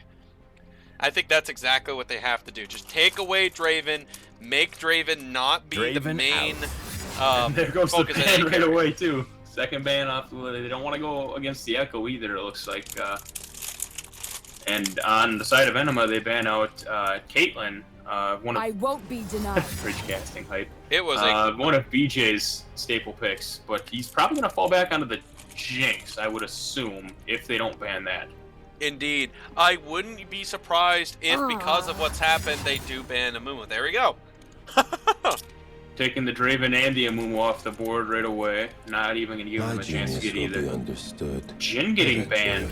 I know BJ likes the Jhin, but he's played really well on the Jinx lately, so they leave Zach up to ban that as well, so pretty solid pickup there for Epic Dragon in the jungle. And the Jace coming out from Rhinoker. To be fair, we're kind of looking at a situation right now where damage now needs to start coming from other sources here. So going Jace is definitely a strong option, as it looks like Zaku is now changed his defensive strategy to an offensive strategy. The damage is going to now start coming from alternative decisions, as Ænima will not be the main damage dealer this time, unlike last time. Yeah, definitely interesting. You might see an Ashe maybe at the AD carry, maybe something a little bit more supporty. Maltrix apparently wants to take Renekton into the top lane here with Zac. That sounds like a very devastating AoE combo. Devastating combo, but not exactly the best lane for a Renekton if he's going into that Jace. I did actually hear from Maltix yesterday or today, and he mentioned that he did expect to play against the Jace or the Renekton, so he's gonna pick up actually Rhinoker's Renekton in exchange for him taking the Jace. Sivian has selected BJ's AD carry, Ashe. Not a bad option, but the problem with Ashe is that she relies heavily on melting the tank, which is exactly her kind of kit style here, as it looks like Barbie has decided to take a Nami into this lane. Not a surprising pick from Barbie either. I know Barbie loves the Nami, so in fact credited Guardian's loss on Sunday to not, was it Sunday or Saturday? Saturday to not picking Nami. True stuff. It was really sneaky. Poor Barbie didn't get to play what she wanted. Poor Barbie. Lissandra getting banned out here. I know we saw Sivian play that last week, and in return the Galio's not going to come through either, so. Well, at the current time right now, we're looking at ourselves the final bans coming in. Now here's the real question. Where do we go from here when it comes to our next answer? The mid laners are still off the board right now. Now, you're asking your top laner to be a damage dealer. You're asking Zaku to be a damage dealer. You're asking him to be an assassin. So, AD carry, No mid laner, problem. that's a real tough question. I don't know exactly what they're going to go for here. If I was Springfield, I would think Ænima. I would think Ænima would be the best pick here. I was going to say smart of ESG to ban away the Galio, recognizing they're going to have a very squishy comp if they can't get their hands on that. So taking that off the board, as well as an Ezreal, something a little bit less mobile at AD carry. They don't want to go against that mobility. So Twitch coming in for Emasame. Emasame has used Twitch in the past before. Has been a little bit of a shaky start for him. Pretty solid on farm, of course, like he usually does, but has a little bit of trouble in that mid-game environment. When CC starts hitting, it gets really difficult for him to manage to keep himself up. Yeah, we're gonna probably see Orianna. Ooh, a Corki possibly instead, proving me wrong. Oh, he's taking away the Ænima. In fact, I know actually all three of those champions, Sivian very comfortable on Orianna, Ænima, and Corki. So, pretty much had his choice of that whole pack there. He went with the Ænima. I must have heard you mention that they should pick that. I guess so. It's definitely the right call for ESG as well, but it would also have worked for Ænima United too. I agree 100% with Sivian grabbing an Ænima. Ænima here is extremely good to try to intercept and make people get punished for their engages here. Jace is an engager, Shaco is an engager, and Ænima, just get that ult up. It's going to be a little bit of punishment for any type of engage they try to go for here, as it looks like Springfield's got his Ahri. Yeah, letting the Ahri come through. Again, squishy comp, but Springfield definitely on a very comfortable pick. I've seen him, I've casted games where he's performed exceptionally well on Ahri, so I believe maybe missing even one charm only in one of the games that I was watching. Just very, very strong play from him on Ahri, so that could definitely be a scary pick, especially against an immobile Ænima in mid lane. Well, right now, I'm looking at what I'm looking at here, and I'm seeing a very aggressive Ænima United that wants to end this game quickly. They want to beat this other team down so fast and overpower them. Just like they did in Game 1, they want to do it here again through damage. And not only are they going to do it that way, they're going to trust the fact that they don't need a tank. Yeah, and on the other hand, you're going to have ESG trying to get to the late game, as they're just going to get tankier and tankier as the game goes on. It'd be a lot harder to kill that way. Plus, Anivia's damage is just going to skyrocket in the late game, so that's what their goal is. In this situation, I feel ESG has a slight upper hand. They have the CC combinations to get things done well, but it does come down to how well these Ænima United react to these engages, because right now, what they have, ESG has right now, they have themselves a solid area of protection. They've got themselves a really good way to make some big plays in the back line, to take out Emasame quick, who is playing a champion he's been a little inconsistent with over the course of the Bronze, Silver, and Gold competitive series. I'm definitely sure he's going to have a lot of great things going into this, though. I know for a fact he's improved on Twitch. Yeah, a lot of CC from ESG, some good divers in Renekton and Zac, and some good protection from Ram. But on the other hand, you do have Nami's ultimate to disengage if they choose to use it that way, and a Shaco to get behind the carries and just completely blow them up. I would imagine with the Shaco changes, he's going to be building AD, because that is actually got a slight buff and the AP got a slight nerf. So that's what I expect to see. Jace, of course, into the mid game, great power spike for him. As you mentioned, they're going to try and win this fairly early, but I feel if they can't win it by the 30-minute mark, they're not going to have much of a chance when team fights start to happen. Right. So it's how well that everybody in there, how well their engage works, how well their damage works out. and how well BJ and JB can protect themselves. That's extremely something that absolutely has to go well for them. They have to have their champion stay alive long enough, because they do have the upper hand in the mid game and late game if they can get to it, though. Yeah, and definitely some I would say the strong lane in the last game from ESG, or at least the strongest lane, was in the BJJB lane. Of course, Epic Dragon did a good job of getting them a small lead in the early game. Zaku completely counteracting that with one great gank in the bot a little bit later, and that really snowballed Draven to a point where it was pretty much unmanageable. So no Draven this game, though. If something like that was to happen, it might not be such an easy turnaround for them. Shaco, we're going to see, it looks like an Ignite and a Smite. Hard to tell. I can't see the that little spectator bug, but I cannot wait till that gets fixed. My goodness, I am so tired of looking at that. It has been going on for quite some time, too. I think pretty much the entire season. Yeah, it's like we started when that bug existed or something. Right, clearly not seeing that as one of the bigger issues within the game right now. I guess not. If you can semi-see it, I guess it's okay, according to Riot. Half still counts. Well, I hope Orison is still here with us to root for Zaku, because his strategy has changed drastically. He is no longer the Amumu engager. He's now the assassin, trying to sneak some free kills onto Ashe. And I would even say Anivia as well. Yeah, pretty much doing the same thing, but opposite. He's trying to get to the back line still, but he's trying to get to the back line to blow them up, not to CC them.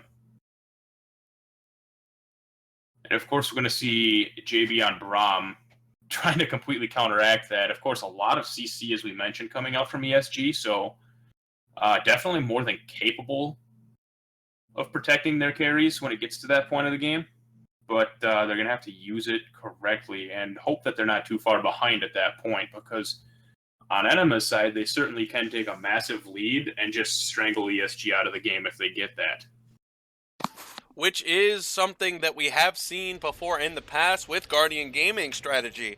So let's see if that's exactly what is going to end up happening here. Because Ænima United is gambling it all on trying to overpower them. And hopefully they can do so, just like they did earlier. Shaco's going to probably gank level 2 or 3 with the Ignite. Solid chance of getting an early kill if ESG doesn't ward up appropriately. A little bit of a cheesy way of doing it, but it certainly does work well in solo queue, and we'll see if they can make it work here. I would expect nothing less from a Shaco anyways.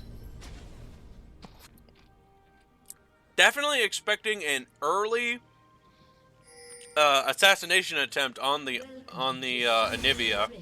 I would definitely suspect this, but I mean, I don't think it's guaranteed. I think it's probably going to be Zaku doing what he does with a normal Shaco strategy, which is kind of like, I would say it's not like you don't want to like kill somebody or whatever. You just kind of want to make sure you have the kill for sure. So I don't suspect Zaku to make an immediate gank mid, but I would like to see it. Yeah, none of the lanes are super easy to gank for Zaku. I mean, the easiest one, of course, being the Anivia, immobile, but you are going to have the passive that you're going to have to burn through before you can actually kill him. So, outside of that, I mean, Renekton's going to have the slice and dice. Ashe is going to have a beefy Braum there to protect. And, I mean, Zach's just naturally beefy. Plus, he's going to have a similar passive to the Anivia, so have to kill him twice, too. Looks like pretty traditional starts here, though, starting with the bottom side on both sides of the jungle, so Shaco picking up a blue buff and Zach picking up a red right away. Of course, Shaco with the box is able to clear it in the blink of an eye, so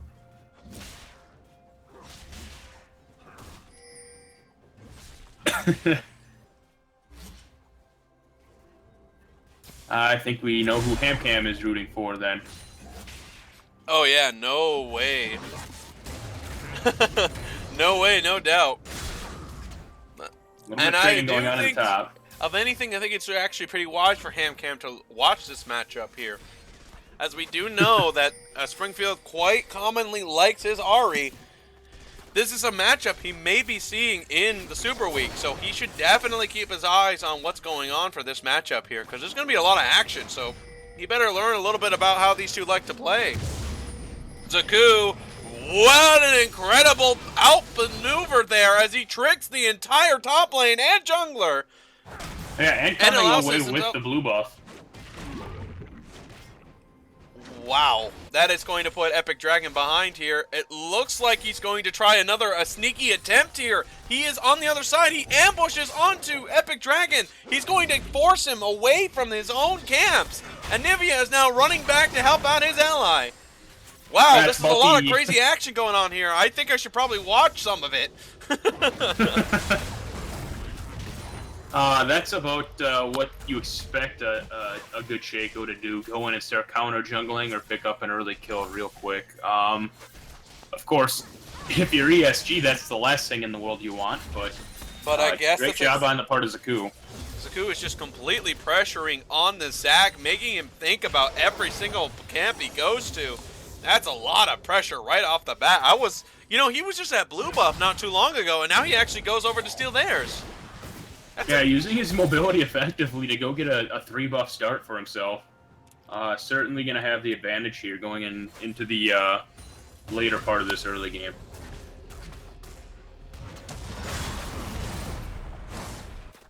Well, right now it looks like Zaku has already beginning his stages to try to overwhelm his opponent. It looks like Rhynuker has taken some extra damage, but he is still going to be alive. Maltrix is low. He uses the auto attack passive to get himself some extra kill. Oh, sorry, not a passive. I meant his W. To give himself some kills onto Maltrix and uses a flash to avoid the tower shot. Barbie looking like she's in a bad spot here. Flash coming out from both. Thanks to the Braum wall, it's not going to be a kill on the trade back for Ashe. One of the best things about having Braum is exactly that. You can block your AD carry from taking auto attacks. Yeah, and as it sits here in this early part of the game, it's still going to block, 10% of the damage that goes through right now? I'm sorry, that's just the W alone. That alone was the 10%, and then the wall's an additional 30, so up to almost half of the damage. Right, and that would mean MSAIM does not get a kill back for it, but Zaku is now prowling into the bot lane situation. I think he might be wasting his time a little bit there. Wait a second. Okay, no, he's there. Alright, I thought he was a little AFK. Yeah, he's there. ESG backing, though, at apparently the right time. Nothing really going to come out of that for him, so he's just going to go and clear another jungle camp and maybe look for it in a minute. So he has the level lead thanks to all those camps he took and put Zac behind. Zac, however, does have the superior amount of farm, but clearly experience matters. And that's going to be one of the main reasons why he's now slightly behind Zaku in levels, and that's exactly what Zaku really wanted to force to happen. Yeah, and we actually haven't made note of this too much yet, but Rhynuker doing a great job of bullying Maltix in the top lane on the chase. Just an advantageous matchup for Jace, and he's taking full advantage of it. Well, this is 100% a completely different matchup here for Maltrix, who actually had the exact opposite of the scenario for a while. He had a top laner where he would always continuously pressure his opponent. But now this is clearly the other way around. Rhynuker is just shoving Maltrix under tower multiple times, hammering in his damage. Yeah, and eventually that's going to start to show on the tower as well. Of course, not a lot coming out yet, but as soon as Maltix has to back, looks like Rhynuker's going to back maybe here for... Nope, he's going to just sit into a bush and maybe try and get a QE snipe out. But Maltix playing it a little bit safer. doesn't want to get hit by that. Well, it looks like United is quite happy to have Reinuker here. He is currently pushing Meltrix into a bad position right now. I mean, well, not at this stage, but, you know, earlier. Meltrix does not like to be bullied. He uses his ultimate to try to get the upper hand. Oh, Ooh. boy, that fire goes way the opposite direction. And now Maltix possibly in an advantageous situation here with Reinuker at no mana. Both people just deciding they're going to back it off a little bit, play it safe. I would assume Reinuker going to clear this wave and maybe back for some health and mana. But that extra mana he gets from Hammer Stance auto attacks might be just enough for him to stick around.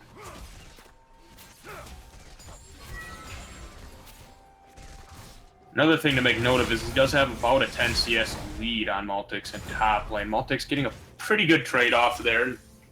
Kind of let him know, hey, I'm still here, so don't feel like you can just step up for free. Reinuker apparently thinks he can step up for free. He's going to go up a little bit, but it's going to be the returning damage that tells him to back off. Here comes Zach for the assassination! Epic Dragon! Completely throws Nuker off balance, and he panics as the Zach squishes him into the turf. But it looks like at the same time, Ash goes down. Well, assassination attempt, as Saku loves seeing Emma Same way out in front. If I was that bot lane, I'd think about taking that Drake while this top tower is taking some big damage. Yeah, they're forcing Reinuker to use his teleport here. I would assume that Maltix is just going to back on the end of this as well. Pretty risky for him to stay around, but of course, as you mentioned, they're going straight for the dragon on the side of Ænima. Shaco, one of the best dragon takers in the game, can easily solo it at level 6, but figured whatever, they're up in top lane, might as well take it now.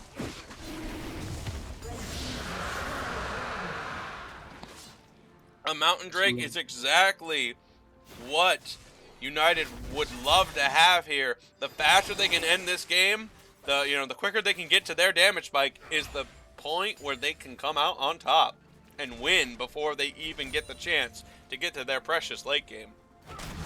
Yeah, and not only that, but the further they can put ESG behind, it's gonna give them the damage, but it's also gonna give ESG really no opportunity to get their tankiness.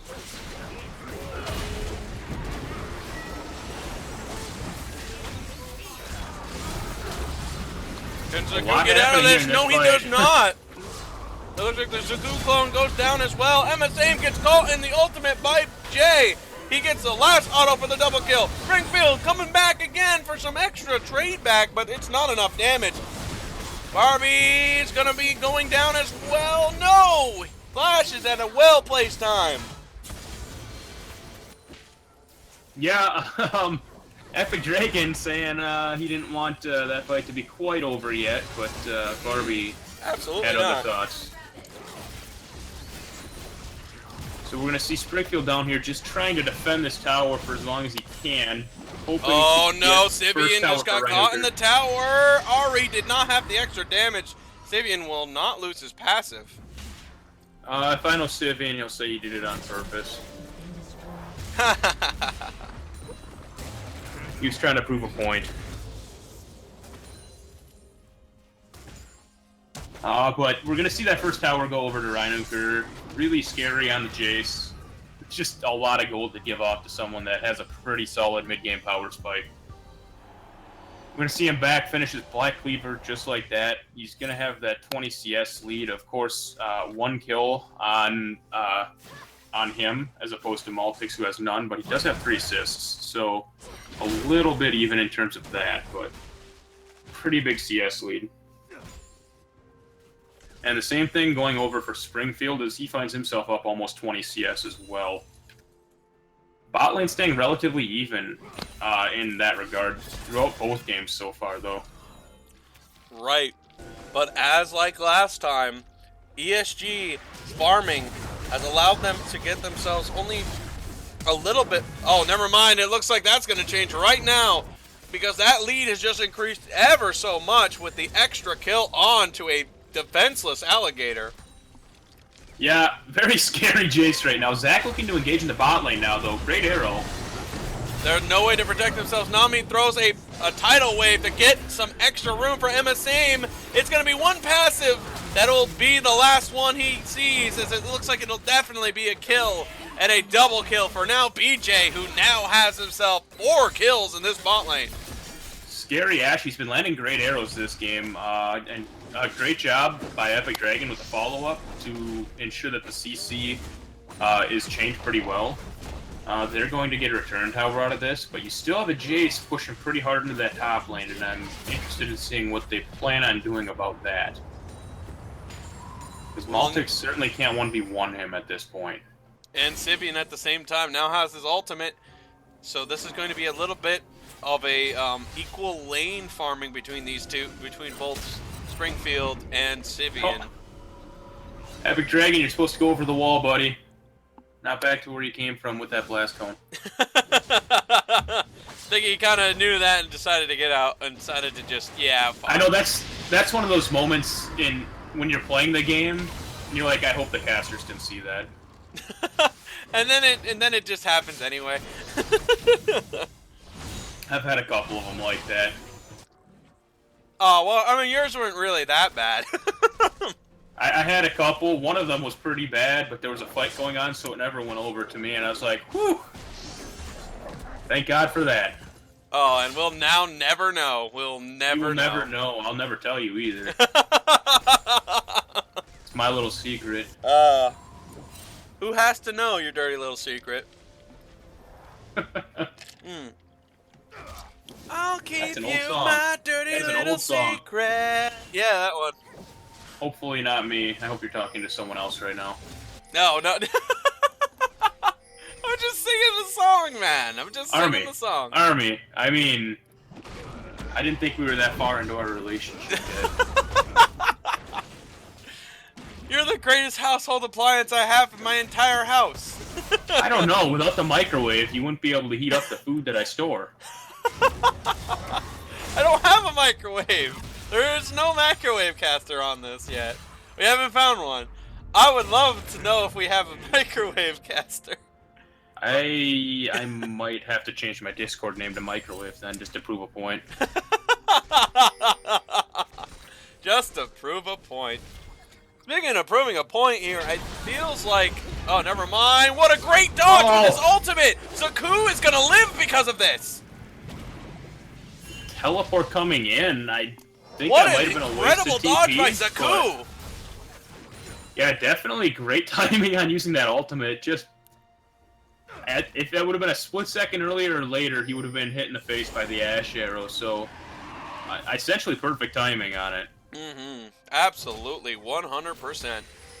Meanwhile, the boxes were placed preemptively into that spot, so you could get some extra abilities there. Zaku places a trap and runs away as ESG is kind of debating what they want to do here.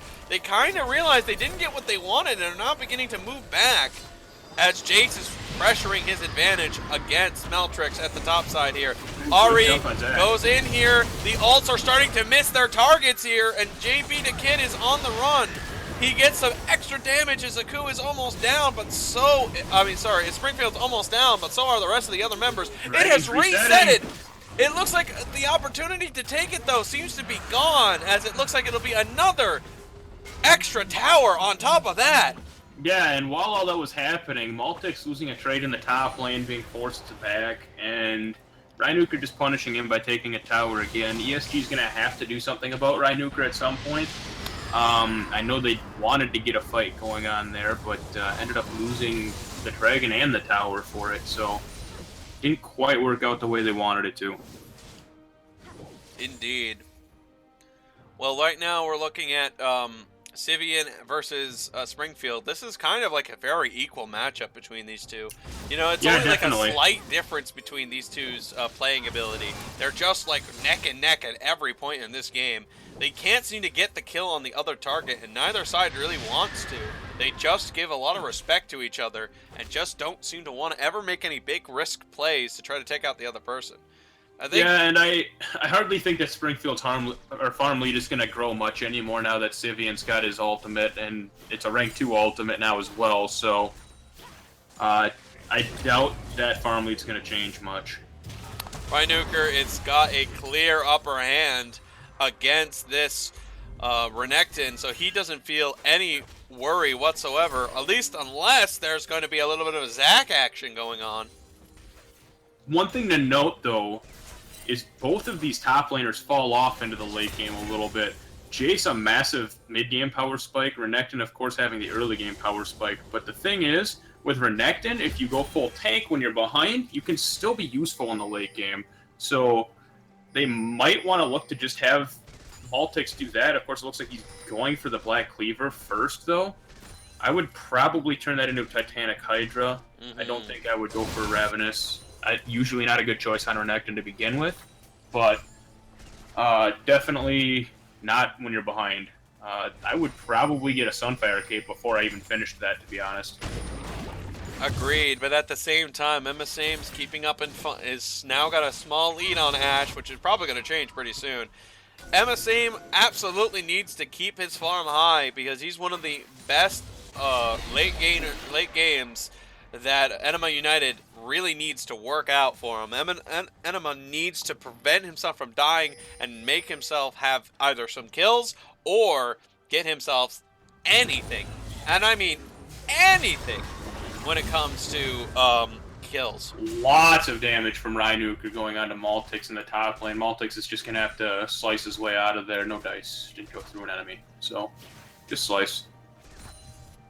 In the meantime, while we were talking, Zaku actually soloed the Rift Herald, so they're going to have that to use wherever they choose, basically. I would say bot lane would probably be their best choice right now. Top lane obviously pushed up just about as far as it can be at this point, and it's going to be hard to push that against an Anivian mid lane, so... I see what you're saying, but I actually disagree a little bit. I think if you did like one solid push into that mid lane, you might be able to force Anivia to lose that tower by force. Anivia is kind of difficult to even do that to begin with. So if you could just get her to like expend some of her abilities, maybe even play it in a way that kind of makes Sivian think that they're going to engage, then you could pop it out, use it to get rid of the tower, and then just make this a lot easier for everybody's sake. And I certainly see your point there, and I won't disagree with it, because that's definitely not a wrong answer unless you said it. So you got it. But agree to disagree. ESG boards. Ooh, missed arrow from BJ there. Yes, just ever so slightly missed. Just trying to scare Springfield a little bit. Just skim the tail a little bit. Skim the tail. Little haircut on the tail.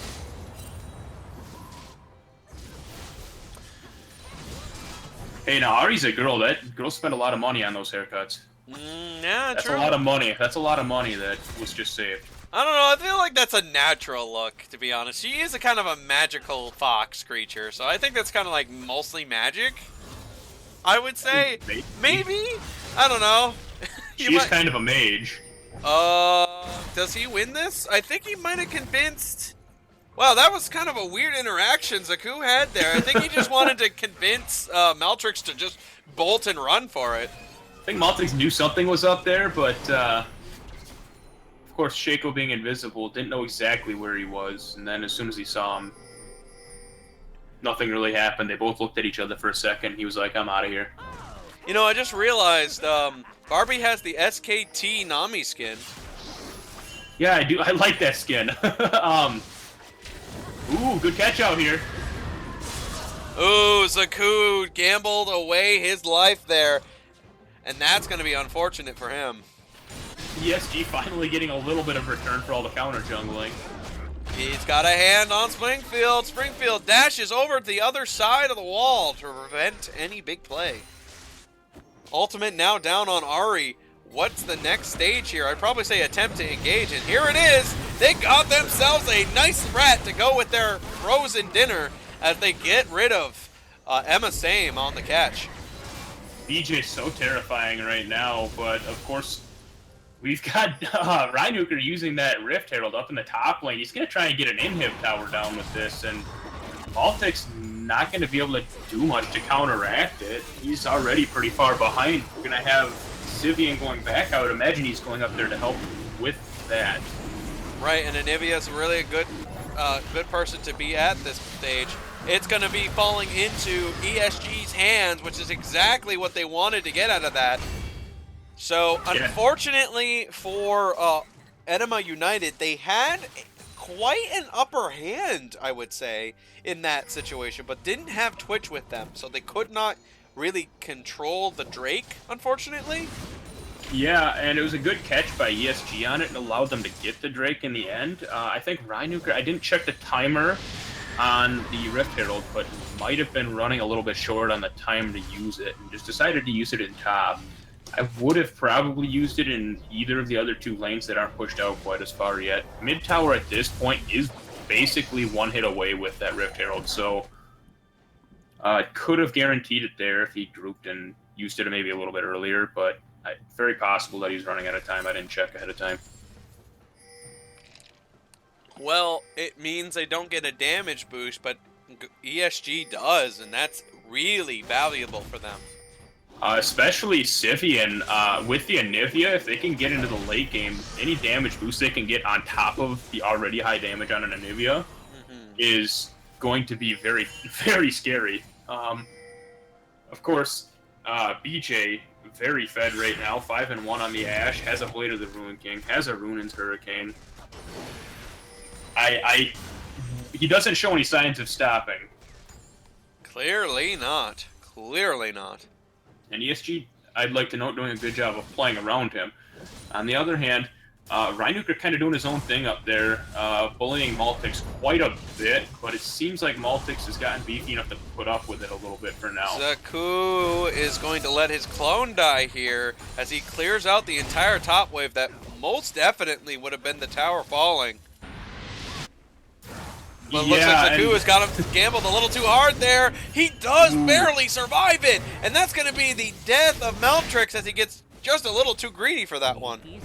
Zaku just barely getting out of there with his life. Very, very close on that, but... Same thing with Ænima. Ænima barely avoided that ultimate, too. I would say calculated. Calculated? That's all you can say when you get out with no health, almost. Yeah, true. Well, well, well, we got ourselves now ESG sitting up in the mid lane right now, so they're clearing out some vision. Interesting. Yeah, Sivian's just kind of been AFK farming in mid for a large chunk of this game, making a couple of roam plays, picking up the one assist in the bot lane. I believe that was the bot lane, if I remember correctly. I'm losing track of the game right now.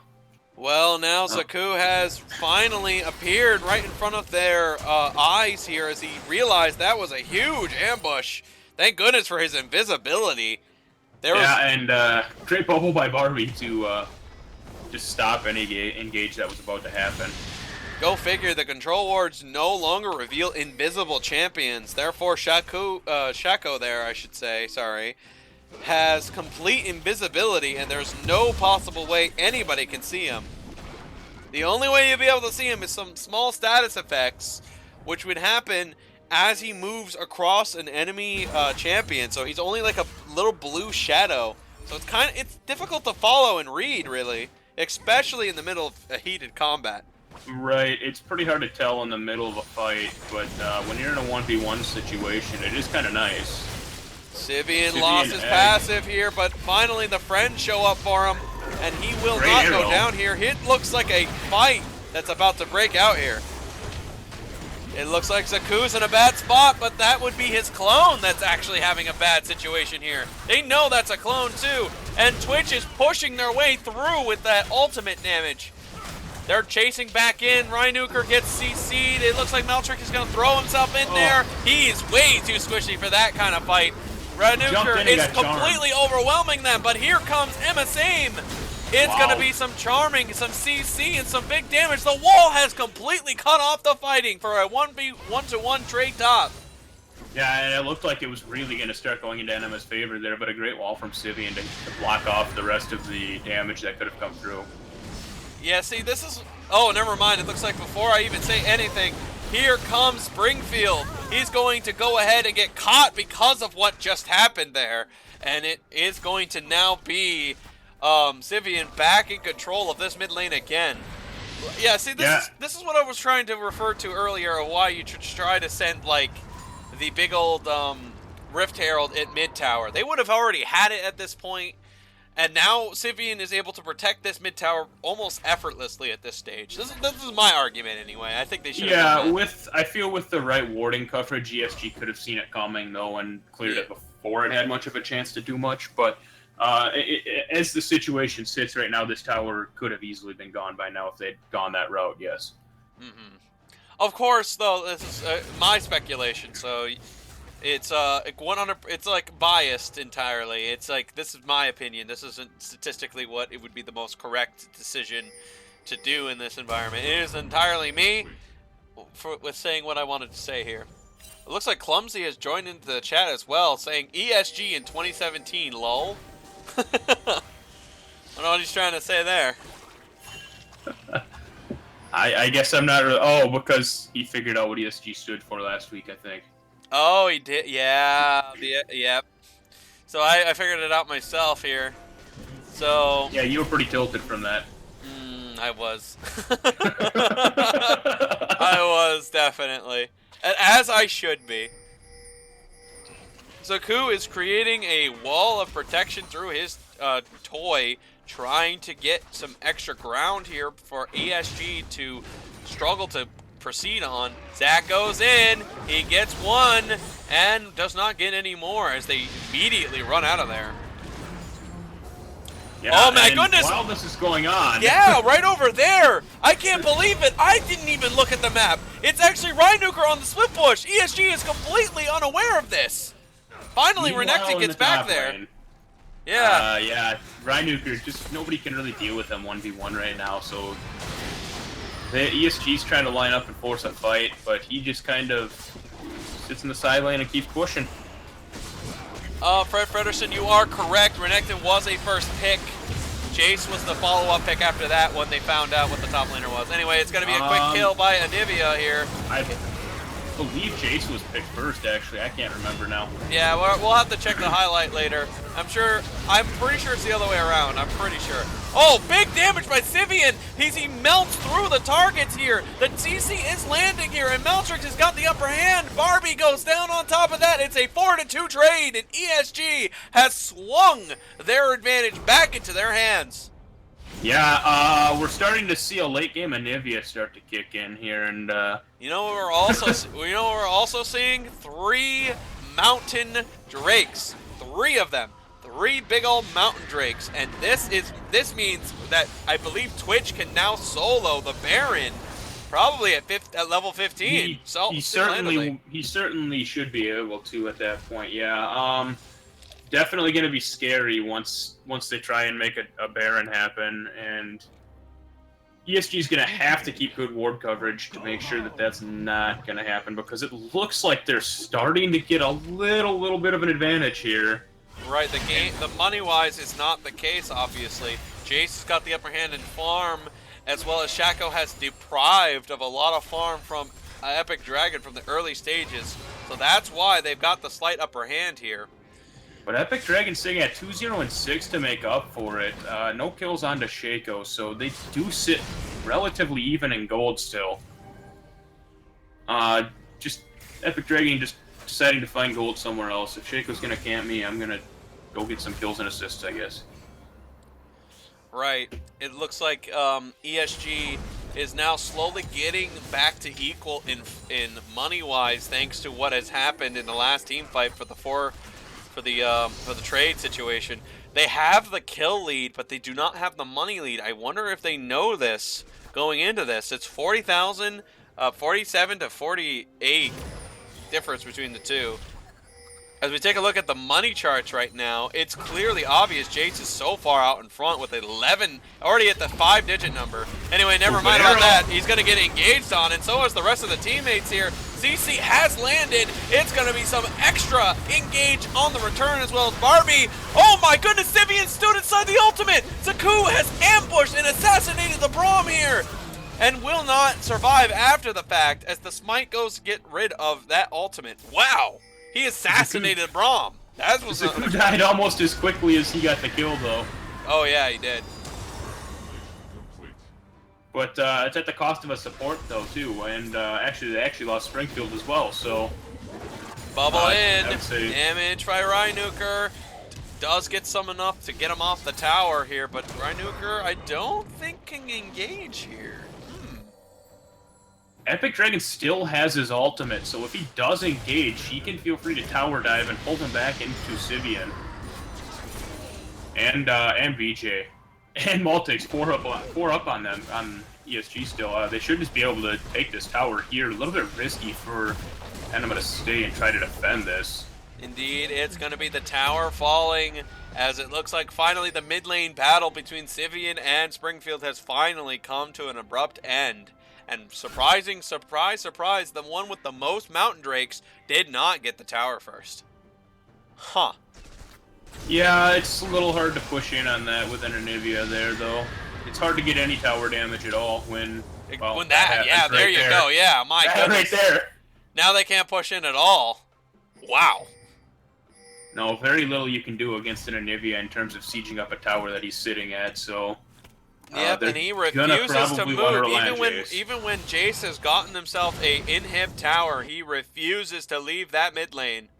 And now bot lane has been also equally as untouched. I think what has to happen now for Ænima United, they need to start looking for other answers. Shaco bot, or Shaco top, I mean, sorry. Yeah, it's going to be enough damage. Zaku clones are starting to do some extra damage here. Zaku's going BJ fed, though, he does a lot of damage. Right, Zaku's clone has been taken out here. Good arrow can finish him. Nope, he's not going to go for it, though. Deciding that Zaku can just go ahead and deceive away, and the arrow would be completely wasted. I don't know if they realized it, but that invisibility does not reveal... Oh, yeah. Yeah, this is going to be a continuous problem. What they've got to do now is Ænimaa's got to find another door to open, because they cannot get through here.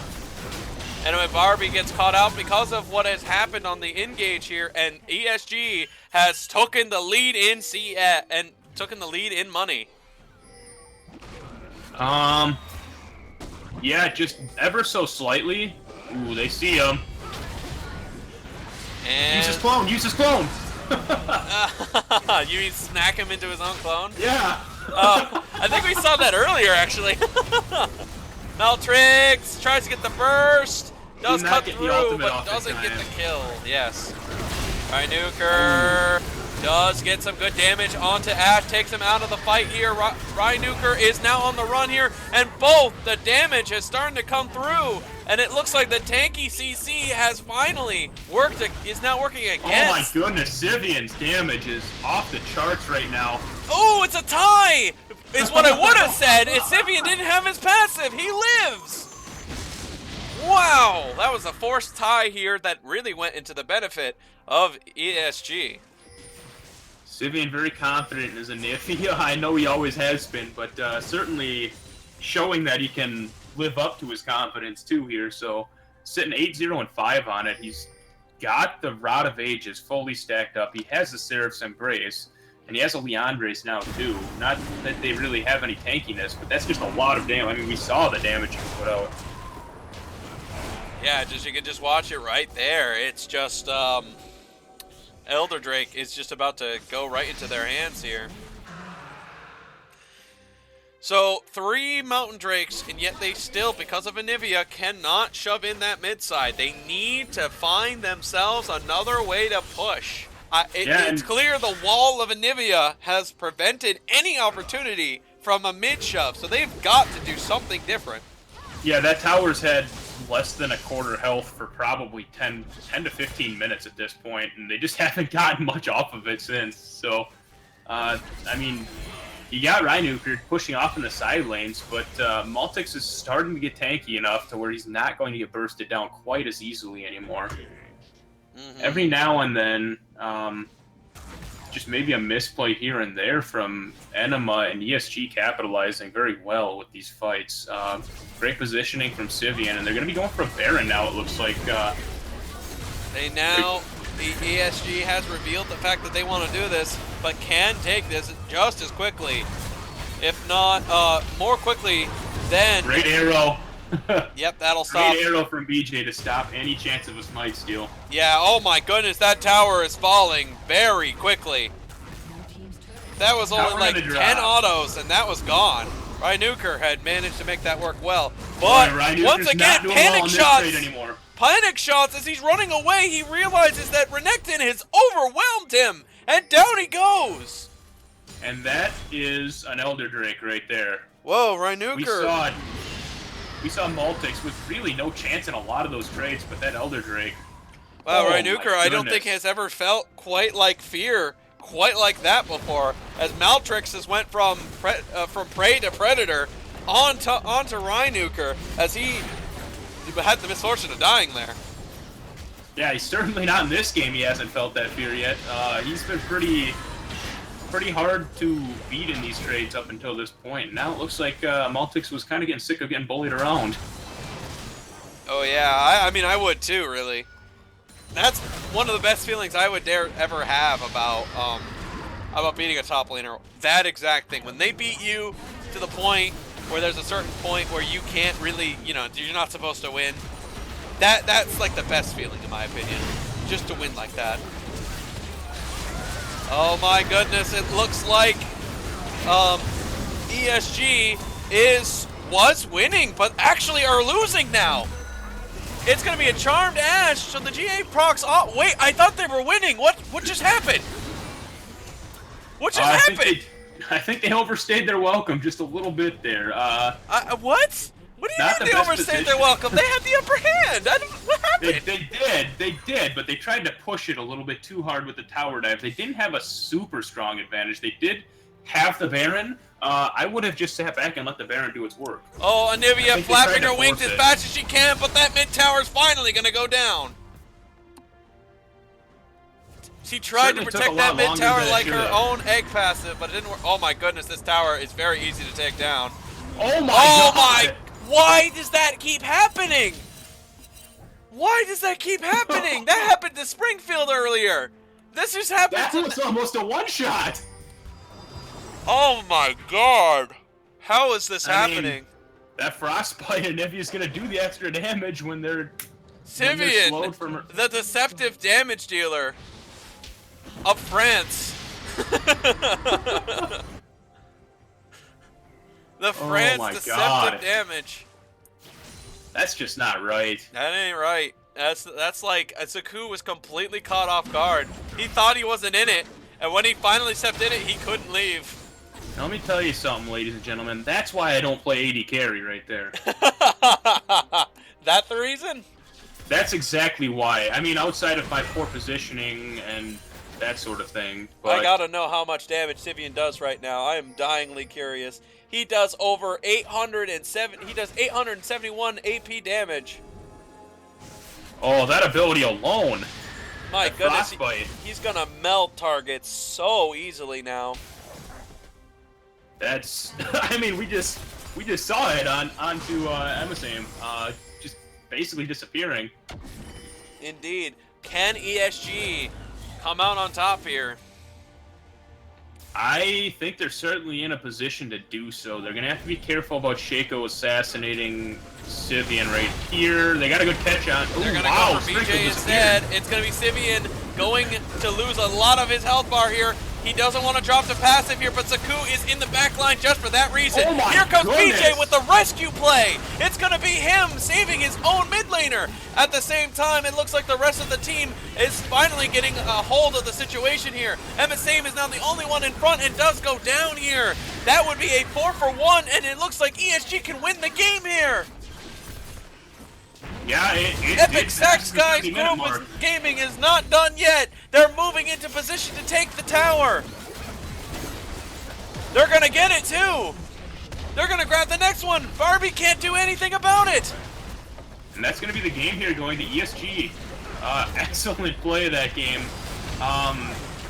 From a situation what that a finale, like BJ to the rescue of Sivian to prevent his death in this game. Wow. Yeah, and just great team play from them in that last fight.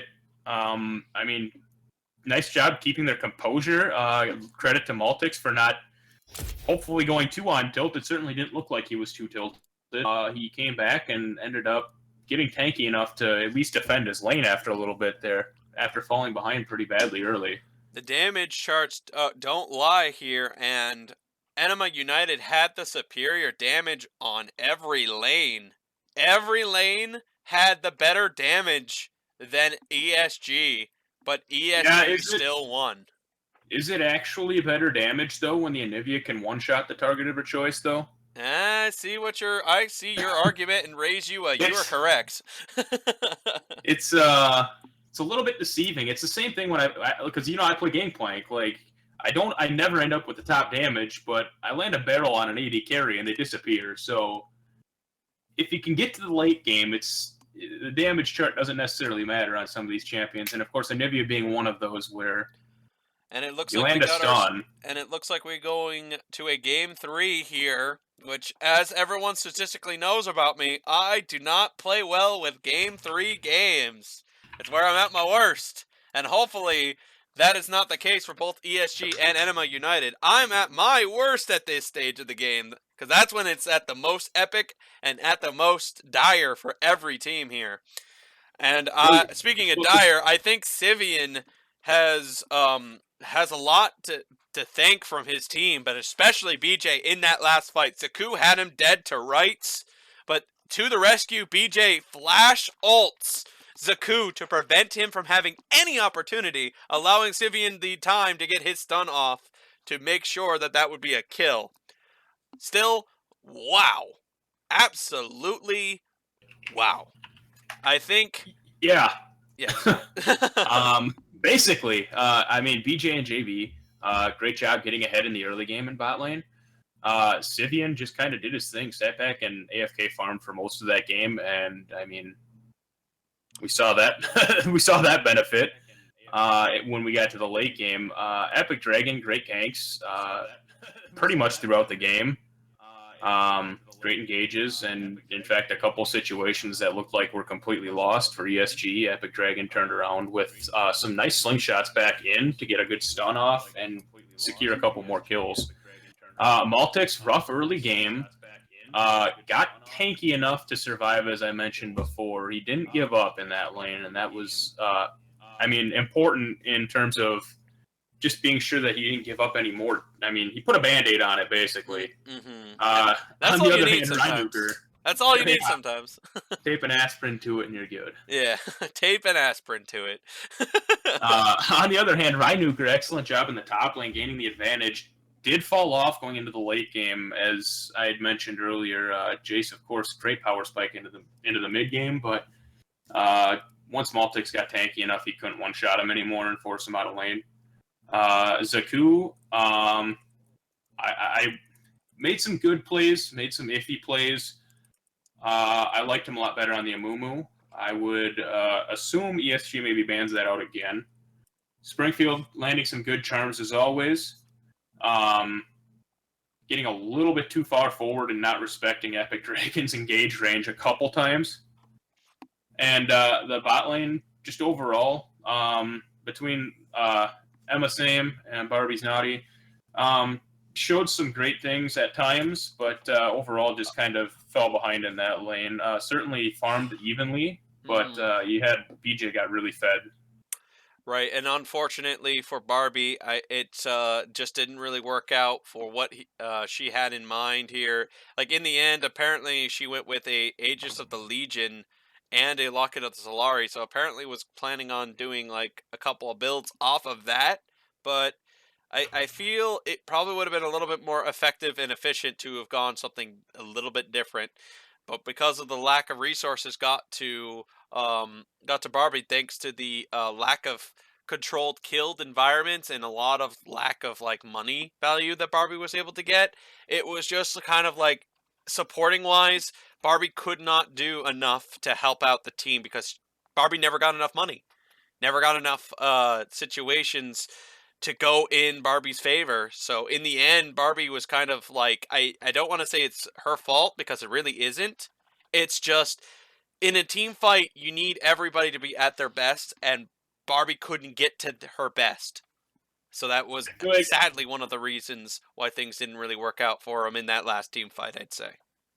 I mean, I feel like in a lot of those fights, she was using her ultimate to as a disengage tool more so than securing any kills for the team as well. Right, but I mean, so I feel like you're on a run.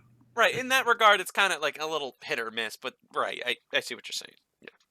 Okay, let's pick ourselves MVP of Game 2, and let's move on to the Game 3 here.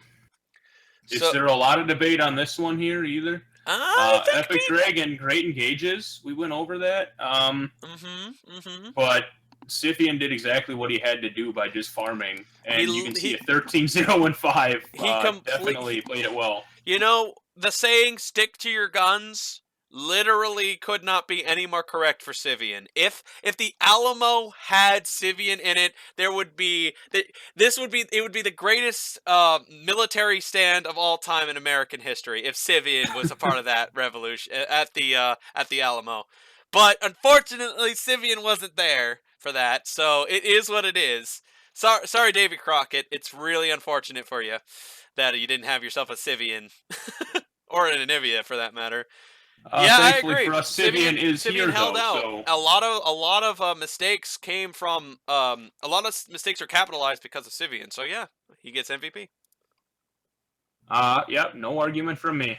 Great job, Scythian.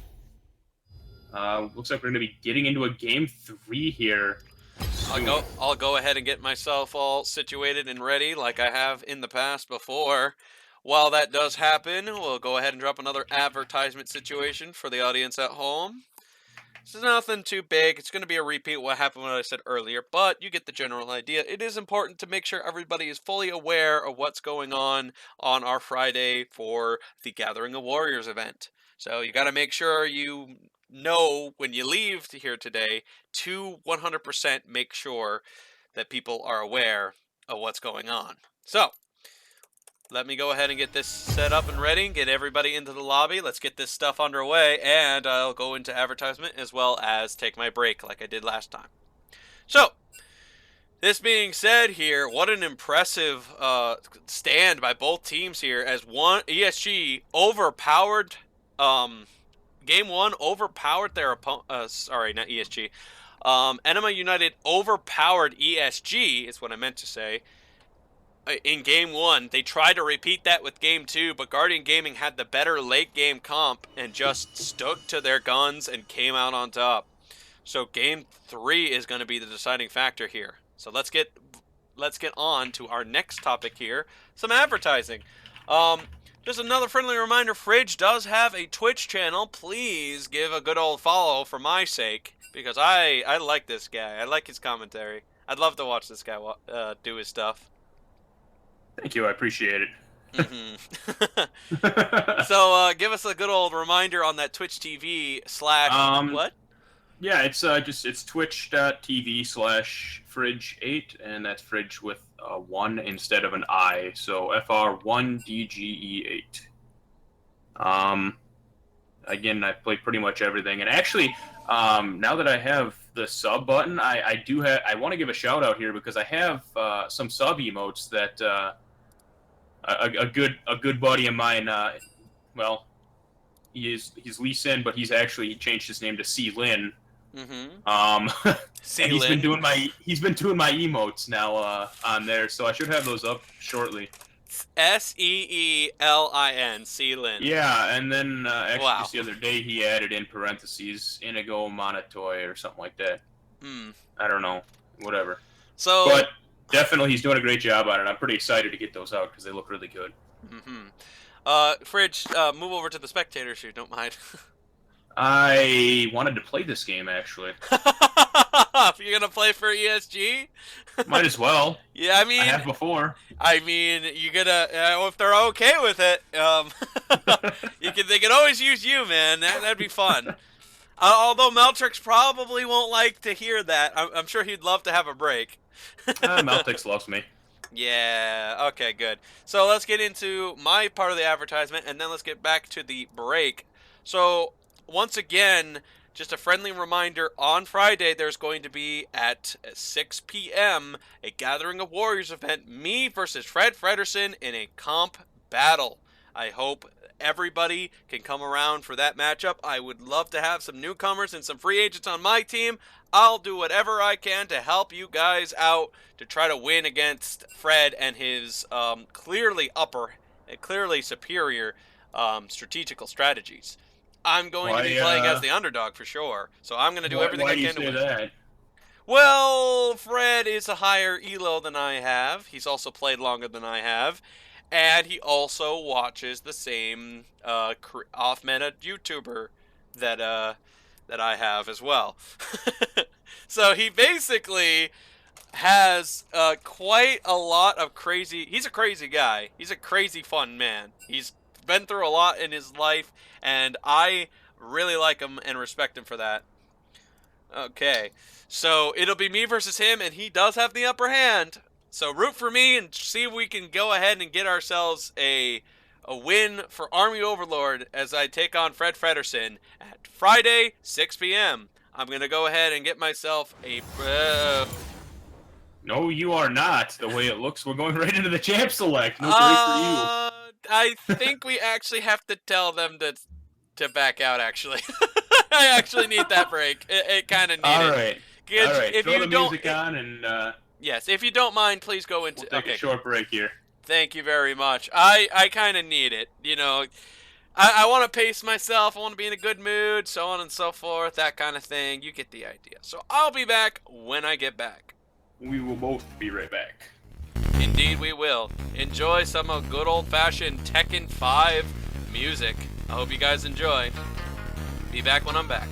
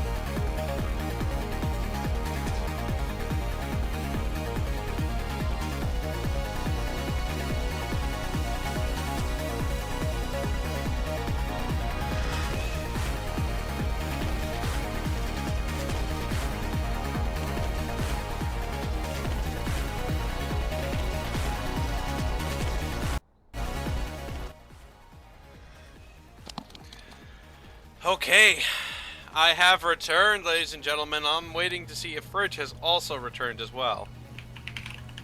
That sounds like a yes. I am back, yes. Nice. Okay, the final match of the best of threes has come down to a third match of all things. What a way to put an end to this incredible regular season by doing exactly the thing that Army hates the most.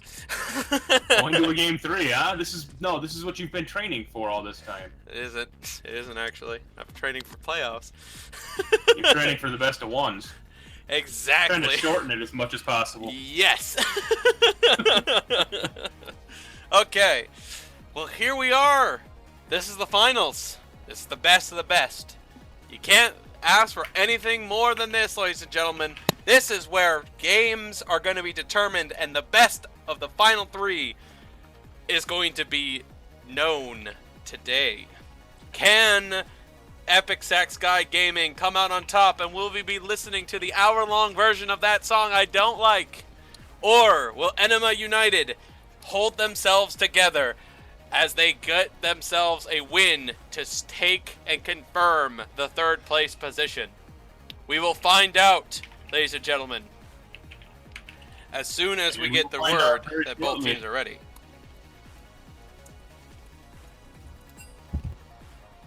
Very excited for this. Game 3. This will be my first game 3 here casting with you guys.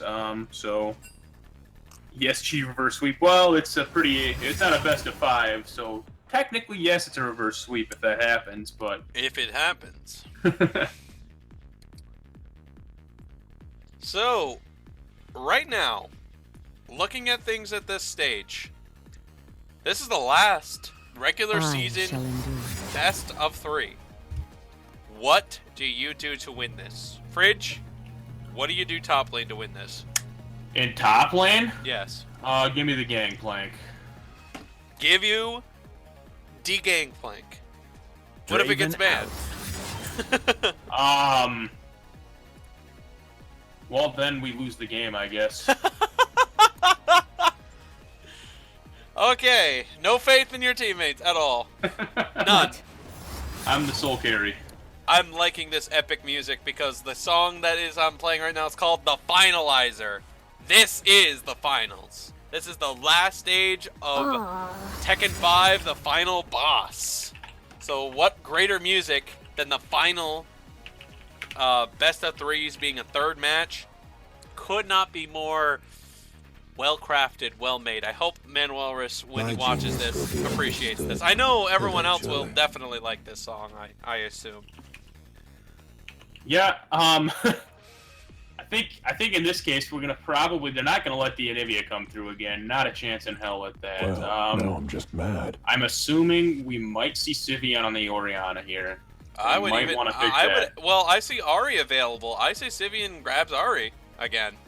It didn't really work for game 1, but to get it away from Springfield, I mean, that might be a good idea. He didn't play particularly poorly on it, though. It just that game kind of imploded all around them. True stuff, but I would say, like, clearly Ahri, between these two, have been their idol, their focus, their muse to their art piece. Both of them would love to win with Ahri at the finals of this best of 3. Yeah, and BJ more than happy to grab up the Jinx right away. I know one of his favorite picks there. I'm actually surprised he didn't grab it last game when the Caitlyn was banned and the Jhin was banned. But went the Ashe and did a really good job on it. Volibear of all champions. Oh my goodness, he's going with a Volibear. Epic Dragon on the Volibear. I have played with his Volibear before, and he does do relatively well on it most of the time. Zaku is sitting on Teemo. Teemo's a heavy counter. Heavy counter to Volibear. This is actually a viable option. Is Zaku actually going to go with a direct counter to Volibear? No, he's going to go with Rumble. Dang it. No balls. No balls. Yeah, no balls indeed. No bravery. That is going to be more than likely a Volibear jungle. I do not know that Maltix plays it, but I do know that Epic Dragon does play it. He has played it before, and he's done well. A Taric for Barbies, and I agree with this decision. One of the main reasons Barbie ended up not being so efficient was because her abilities to try to keep teammates alive was just not there. And it looks like Sivian has played his hand. He is going to go ahead and play a Talia mid. Interesting. Very interesting. That could be a cheesy support pick. I doubt it. We've seen it a little bit at high level play, but not something I would expect here. I would assume that's going to be for Sivian, and I'm a little surprised again that he's not picking the Orianna. I've known him for his Orianna pretty well, and he's done a great job of it. Braum, not wanting the Braum shield up anymore.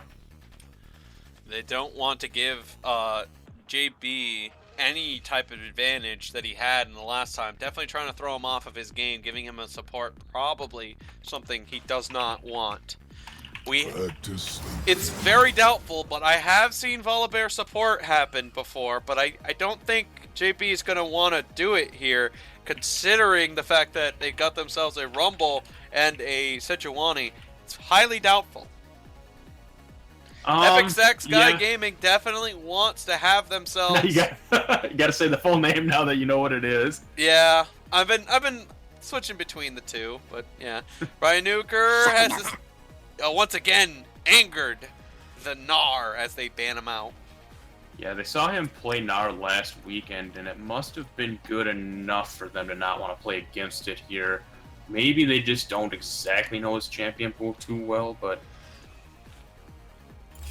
I know he used to be an ADC main. He's looking to go back to the Renekton, and that is locked in. Played his hand, and thinking he knows Rumble is going to be the top laner, Renekton's a pretty good option. Rumble is very good on his flamethrower damage. I agree. Also, I think is pretty solid as well. But Renekton, he feels the most confidence with, and how can he be wrong? It was one of the main reasons they ended up winning the last game. So right now, Emma Same is currently waiting a really long time. He's got milliseconds left. Emma Same! He secures the Jace on the slide. We think. Definitely played that last game as we saw, but they already have the Rumble locked in. So hold on, I think we might get an a accidental pick. Oh, yes it is. According to what I'm hearing from Barbie, it is a frozen situation. So please hurry your way over to ESG and tell them to back out of that situation, because let's go ahead and get this refixed out, because it's that was clearly an accident. So let's reset this up correctly, because that one's clearly an accident. He froze out there. So let's refix this so Jace can get the pick he wants. But Barbie, thank you for letting us know about that. All right. So, we had a crying freeze there, it looks like. Right. No major issues. Looks like we can just jump right back into it. We'll have, I would imagine, same picks and bans, other than, of course, the Jace. Okay. So, that was clearly an accident. I just heard about it immediately from Barbie. It was not an intentional, it just his client froze, and as you can clearly see, he's kind of grayed out now. He's clearly disconnected. So, yeah. Yeah, get him out of here. Get him back in a second, and good to go.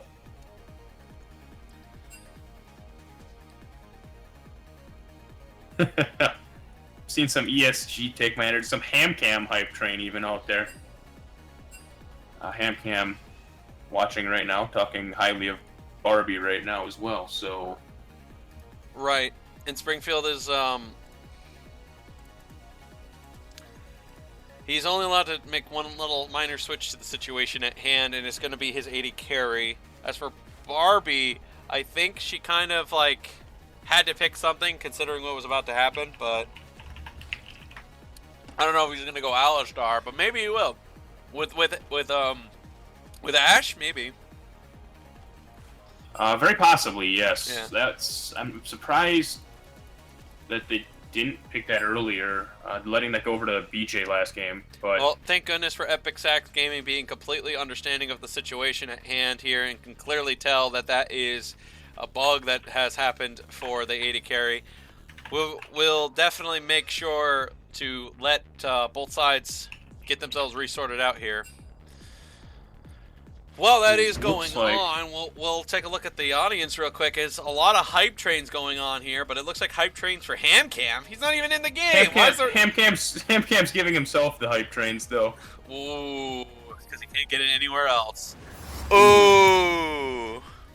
How's Alright. it feel to get that said to you by Army?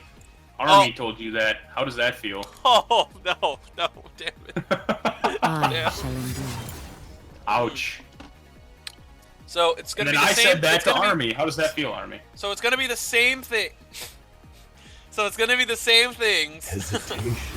But Emma is allowed to pick what he wants in that situation. I think he's aware of that. Right.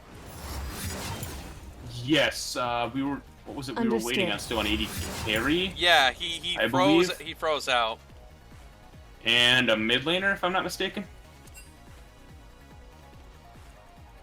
Don't crush Ham. He's sad now. Sorry, Ham. I'll apologize on behalf of Army. Tragic. Tragic. You know, it's supposed to be Band the out sa- a really it's supposed to be the same bands, but I guess it doesn't matter since they know what they're gonna pick anyway. Yeah, that last band or that last pick, I'm sorry, could be the Aurelian Soul. You never know. Yeah, the problem with what has happened is Barbie was just trying to. Uh-oh. It looks like there might be another issue here. Hold on one second. Let's get. It auto-picked Something. Alistar as well. Oh, interesting. So it looks like we're having a little bit of multiple issues here.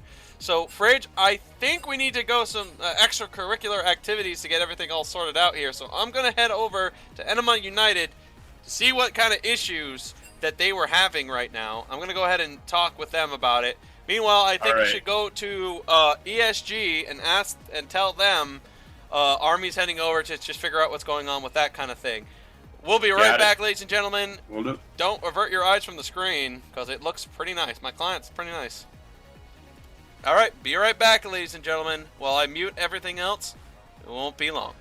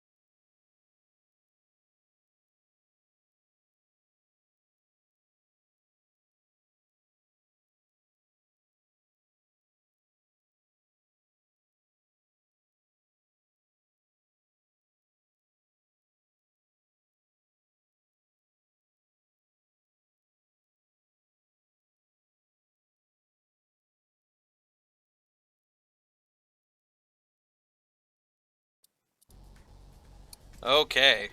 Well, unfortunately, this took a little longer than expected here, ladies and gentlemen. But sometimes when bugs like that happen, our staff have got to do whatever we can to make sure that this Game 3 is going to be the Game 3 everybody is able to play at their best for. So, for context, it will be fixed out so Emma Same and Barbie Naughty will have their chance to repick their champions as they are supposed to. So then it'll be JP the Kid on the final pick. So that's exactly how this situation has sorted itself out. We'll get right back into the context of right back into everything when we're ready to go. All right, I think we got that squared away. Fantastic. Sounds like everybody's finally on the same page. So let's go ahead and get ourselves right into the game here. Hopefully we can get ourselves into the action very quickly, as everyone in the audience is definitely trying to make sure.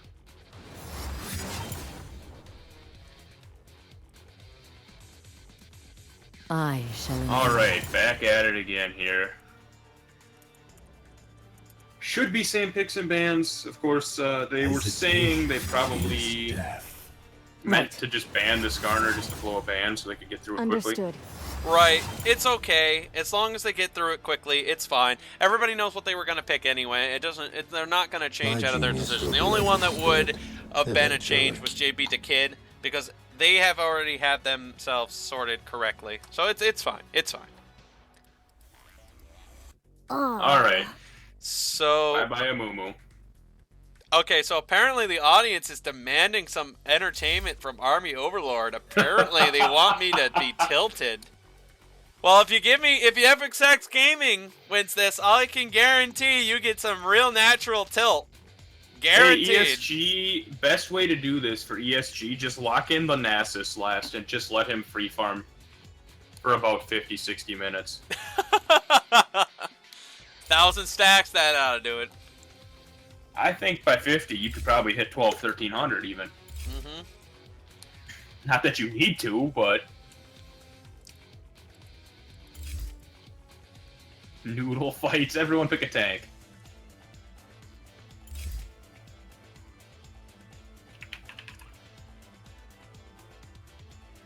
No problem. Well, from my point of view standpoint here, I don't know what kind of tilt. Do they want natural tilt, or do they want like... Do you want like fake tilt where it's just like me being upset? It's way better when it's natural. Just let it happen. What could I possibly do to piss Army off? What could you do? Well, I think you know what you could do if you were playing on Well, FXX Gaming. I'm not playing in the game though, so I don't have much of a say in that. Yeah, true. Man, Nar. Every time I hear that, ugh. Oh, I'm hearing in the audience they want me to flame as well. Apparently they're not... Why... Okay, they're just trying to get out of ban phase, apparently. They're... Okay, so What did they Ash has even been ban? selected here. It is now Barbie Naughty to pick the following pick because of the bug that has happened. So... Yeah, that's... Okay, Gangplank. Gonna see us a Gangplank mid lane here. I want the Myrmidon's flame. It's a Gangplank! Oh my goodness! Rhinoker must have heard mid. you! Gangplank mid? Yeah, he must have heard you. I think Rhinoker must have heard you and told Springfield to do it. Everybody loves Gangplank. Everybody it's loves like that. Gangplank. Everybody loves Freeman, but no, you don't like Gangplank when you're playing against him. Actually, that's painful. That's why I just pick him. I decided to be the dick. I'm not even that good at flaming or anything. Like, I'm only good at being, like, upset at things, really. Kaiser Moss saying, I played a game with Kaiser the other day. I was playing Gangplank, and he decided to troll and lock in Leona mid. He's now saying that Gangplank doesn't have a Leona to gank for him out of the mid lane, so... Oh. Okay. Audience is coming in, too, for the final game of the best of 3, too, so I'm kind of happy about that. Best of 3, final game of this, well, I guess the best of 3s. True. Well, here we go here. Rumble versus Meltrix. Rhinoker versus Meltrix yet again. Rumble versus Renekton. Sejuani Zaku versus Volibear Epic Dragon. Gangplank Springfield versus Talia Sivian. Ash Emma Same and Barbie Naughty with Ash and Tarek versus Jinx BJ and JB Tom Kench. A little bit of anti-fun with that Tom Kench. I always never liked Tom Kench. I talked to JB about the Tom Kench last week. He loves that pick. He's very comfortable on it. He loves being able to just go up and save BJ whenever he's in a bad spot. Ash Arrow comes through. BJ is safe. They're definitely going to have to be safe about when they engage on the side of Ænima. One thing I got to say about FXX Gaming here, they have executions. They have health percentage damage. Volibear has it. Tom Kench has it. Kench has it. And that is exactly what they could really use to finish off opponents. Sometimes you don't need to out-damage them, you just need to get them out of the map. And that's exactly what ESG is stating here. They want to get rid of Ænima United in team fights. They don't want to have to deal with the situations given. It'll be tough. It'll be really difficult because they're relying heavily on removing their targets than trying to kill them, which is going to be very difficult, honestly. Yeah, I'm pretty interested in this top lane with Renekton and the Rumble. Rumble, a little bit of a nerf to his early game. He was definitely a major bully around level 4, and now it's going to take him till that Flame Spitter's just about maxed out to really reach that potential again. Just the cooldown's getting nerfed down to 10 seconds. Just lowers the potential. You know what makes on me that, feel really nervous right now? And this might sway the audience. I'm really nervous about Epic Sax Gaming's final song. I'm so nervous about I'm 100% sure I know what it's going to be if they win. I know. Sam, I really don't want it. I really don't want it anymore. I'm so sick of that song. That's the best part of it. Why do I have to cast when they're the ones playing? Why do I keep signing myself up for this? I don't know. I just asked if I could cast this game, and you said, I know. I should have just gave it to Manwalrus or somebody else who could stream or something. You brought this onto yourself. I brought this on myself, and now it's gonna happen, and I'm not gonna be happy. Army's sad. Army's sad. I don't know if that was good enough for the audience. No, but not good enough. Not good enough. I'm gonna say not good enough. Not good also, enough? Jackie Jack, I love you too, my man. I signed myself up for death. Oh my god. I don't know that it's death. Just very annoying for you. I really don't care. I think it's funny. Mostly because it annoys you. That's why everybody finds me funny. Well, I don't know that they find you funny, but they like to laugh at you for that matter, I guess. Depends on... Holy moly! That was pretty savage, dude. They don't think you're funny. They just think your reactions are stupid. So they laugh at you for it. They like to laugh, but they don't laugh with... Listen, Army. They don't laugh with you. They laugh at you. You need to understand that. I know you grew up as a high schooler in your life. I understand this, but nobody ever laughs with you. Ever. That's like the meanest thing you've said to me, Fridge. You're putting that nicely, too. That's the saddest thing. I am. All right, Springfield. Ouch. I feel bad now. Well. A couple level 7s out here, but not as many on the ranking board as ESG. They've got more, I think. It's 2 level 7s and a 4, and 2 level 7s and a 6. Interesting.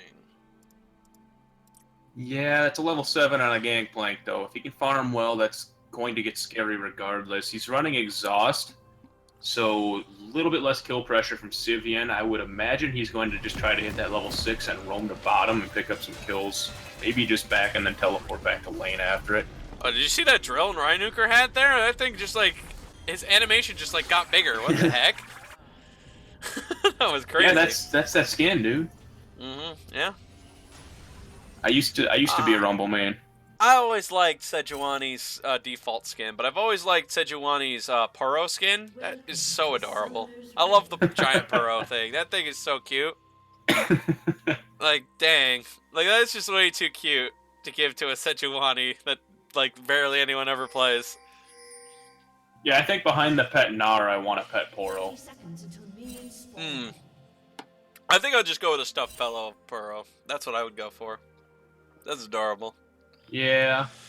Oh, no. Pretty typical starts. Not too much aggression here from either team in any of the games I've really seen from them. So. You know, in all fairness, this could be considered a preview of playoffs, kind of. I would dare say these two would definitely be playing against each other again in the playoffs.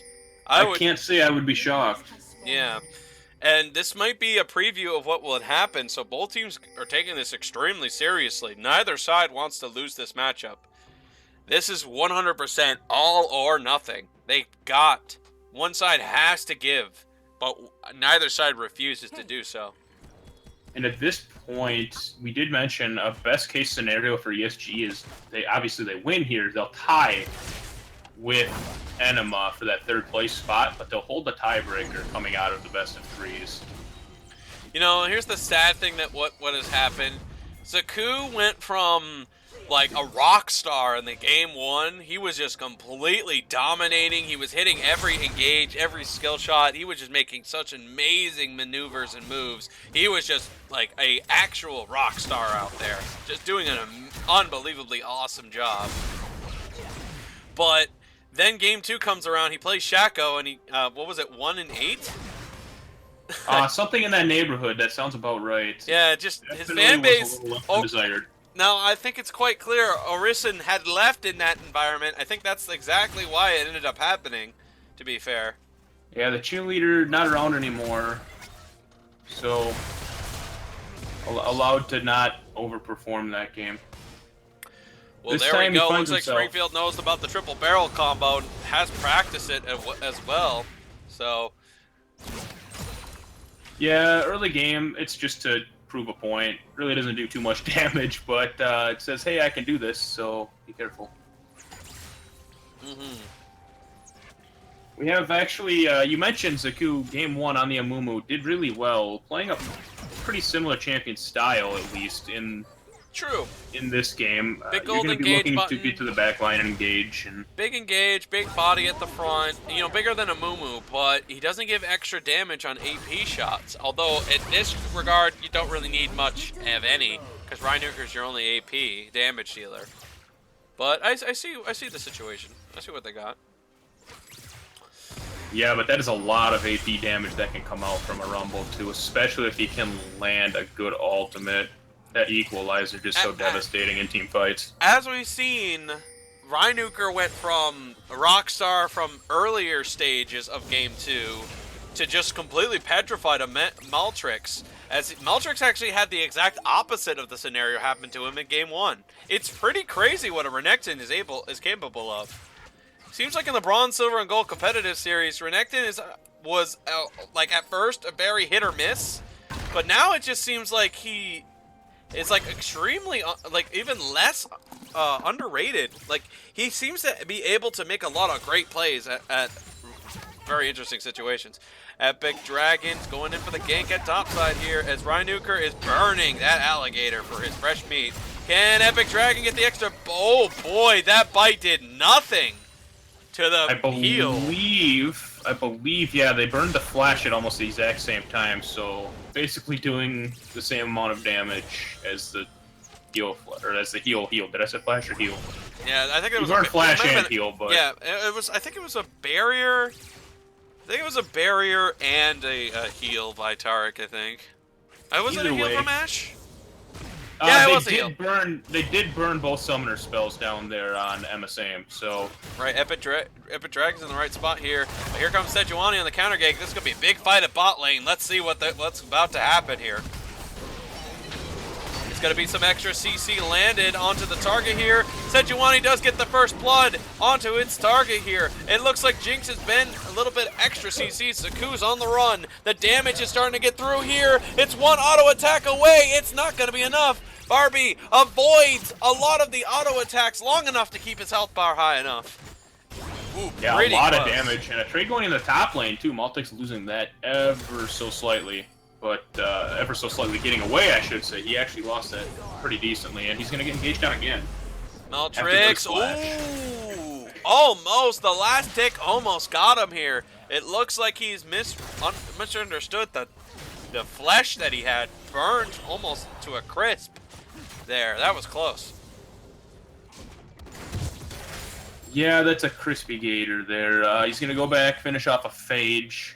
Nobody has figured out how to make Volibear, like, the next level of epicness. Like, I've seen Trick2G do what he can with the damage done with Volibear, but I haven't seen, like, a Volibear that has completely taken over a situation or a game in a while.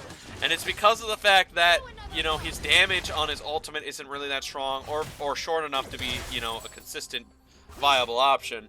And his bite is extremely health-based, which means he has to cut away at everything else in his kit to just directly go for a W that only works in the later half of the game. Sivian gets a good damage onto Springfield, but no big play yet.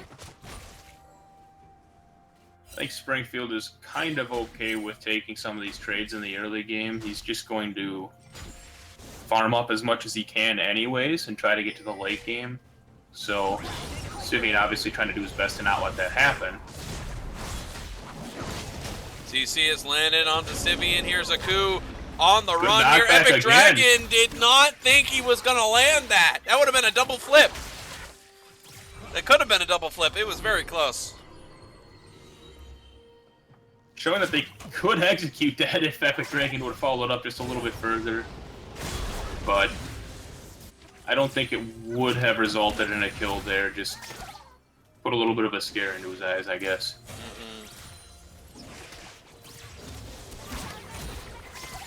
Maltix, I will note, losing these trades still, keeping his health up a little bit because of his Q, but he's staying even in farm this time. Last game, he was behind by about 15 at this point, and he had died, so a lot better job this game on his part. Well, I mean, a lot is on the line here. This is, in a way, this is like a finals for regular season, you know? This has got to be the biggest game. This has got to be the best game played.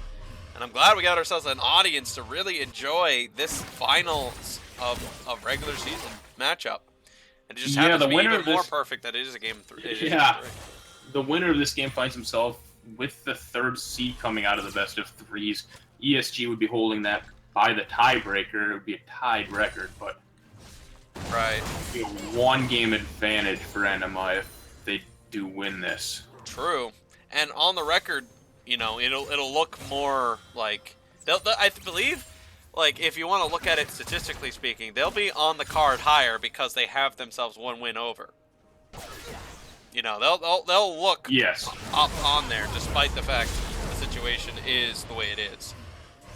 Good timing on the overheat by Rhinoker up there to trade back pretty well with Maltix. Did not look like it was going to go in his favor right away, but timed that with the Flame Spitter. Now the ultimate coming in.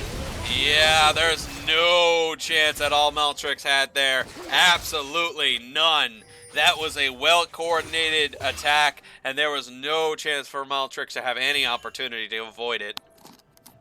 That was a played. That was very well played.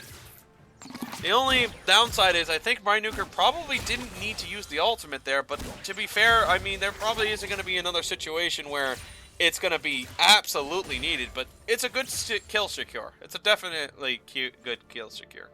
Yeah, just get the kills when you can. You're not likely, without using a teleport, you're not likely going to be using that ultimate outside of lane. He does have the teleport up, but just deciding he wants to get himself a guaranteed lead, as opposed to risking a flash away or anything like that. Of course, he didn't have flash at the time, but maybe not knowing the timer on it. Ooh, Sivian takes some good damage here. He's going to try to get him off. He uses the flash, but it looks like Zaku misses the slow. That could have been what's needed. He goes for the Chilled Smite slow. Gangplank's going to make sure that this kill is secured by Zaku. Barbie Naughty is in a bad spot here. Takes the flip here. His health bar's dropping fast. Here's the double bite. The eat and the bite. And it looks like BJ gets a kill at the trade back here as Volibear makes sure there was absolutely no opportunity for him to take that away from Jinx. Smart decision. Getting BJ ahead is definitely the right call. Ever since he's moved from jungle to AD carry, BJ has been a absolutely unstoppable wrecking crew of a player. Uh-oh! Oh, JP, great timing there. That would have been a Volibear free kill for Ashe. Yeah, great arrow, but as I mentioned before the game started, JV loves the Tahm Kench for that exact reason, especially into the Ashe lane. If an Ashe arrow's landed, he just needs to target Sejuani thinks he's got Sivian in a bad spot here. The ult has landed. The damage is coming through. The slows have hit. Sivian throws him to the other side, but Springfield confirms the kill. ESG That was a great knockup too, has but lost their mid laner twice now, as it looks like the concentration ganks have been working out very well in the favor of Springfield and Zaku. yeah, they're gonna pick up a dragon on the back end of this, though, it looks like. So they will have themselves an Ocean Drake because of it.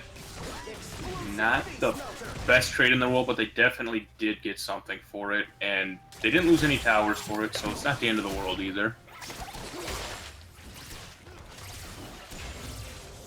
Find BJ ahead in this game yet again, except the difference this time is he's actually ahead by about 20 CS right now, which in the past couple games, that's been dead even. Right, and I mean, only, if not just minor leads. I think game 1, BJ had a bigger lead against Emma Same in farm, but because of the fact that the very effective Zaku ganks, Draven immediately caught their lead back, not only in farm, but also in kills.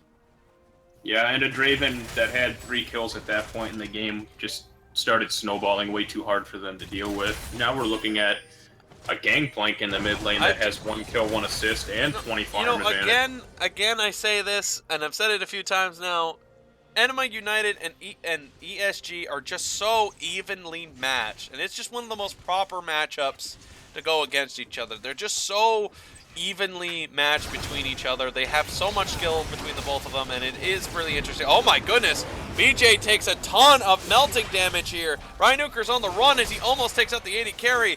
JB is making Rhinuker pay for being mispositioned here. Here comes the ult. It goes wide thanks to the flash by Rhinuker. Anyway, to finish up what I'm saying, I love watching matchups that are just extremely close because it literally could go any direction, any way, at any time. With even though it's like, even though comps and everything, you never know. You just absolutely have no idea who is going to come out on top between these two. They're so especially somewhere like this, you never know what kind of a pick you're gonna see either. BJ clearing out some wards here top side. Maltrix is trying to get this bot lane off, but I don't think a Renekton's really well kitted to fight a 2v1 situation. But I think Rhinuker can, due to his AoE, he could just melt away these very squishy 2 bot laners. I think Maltix will do okay down here. He's got the sustain with his Q, and he does have some AoE. Not as good as the Rumble AoE, but he will have a little bit to clear these waves with. It's a little unfortunate because they don't have any vision down there now, that bot lane, so they have no idea if Volibear is probably lurking around to try to help out that Renekton. So, at this stage in time, Rhinuker is going to get dived under his own tower. It's going to be a kill because he was caught in his own silence. Sneaky, sneaky gank there from Epic Dragon, coming in behind the tower, catching him completely off guard and throwing Rhinuker back into his teammates to get the kill. Now it looks like they're going to get a tower off of it as well. So two towers in favor of ESG right now. Great rotation, great catch, and it looks like they'll just back off now. Ash is going to be now solo farming bot side, while Springfield now deals with a top laner Renekton and a Sivian that both of them are quite dangerous. Springfield is going to deal with this rather calmly, as I thought they would have had a CC together, but it did not happen. Springfield's gonna back off. But... Oh, nice idea to try to get rid of the wave so they cannot make a play. It's gonna be a quick catch and eaten by Tom Kench to save out the Renekton. But can he save Volibear, who's in a really bad spot? It's gonna be the burn will not burn through the passive. Volibear keeps his regen up, and he will live through that onslaught of melting damage. Great play from JB the Kid so far this game, just overall on the Tom Kench. A couple times now he saved, I think at 3 separate occasions, saved a teammate from an Ash arrow. Ooh, Rhinuker's E is clearly doing some solid damage to Jinx, forcing her to back up a little bit and reassess the situation. And just to bring it up, you said these teams are dead even. Basically the gold is dead even. ESG finding themselves up just a little bit because of the towers, but Just like the past 3 games. Not like by much. All 3 games the same way. It's only a minor lead on one side or the other. Never has it ever been completely one-sided from the middle and early game stages. It has never like strategically been completely one-sided on either side. No, definitely not. You had the Jace getting very ahead in the early game. Last game, but nothing came in the late game. And of course, I think every game, BJ's had a bit of an advantage early on. Mm-hmm.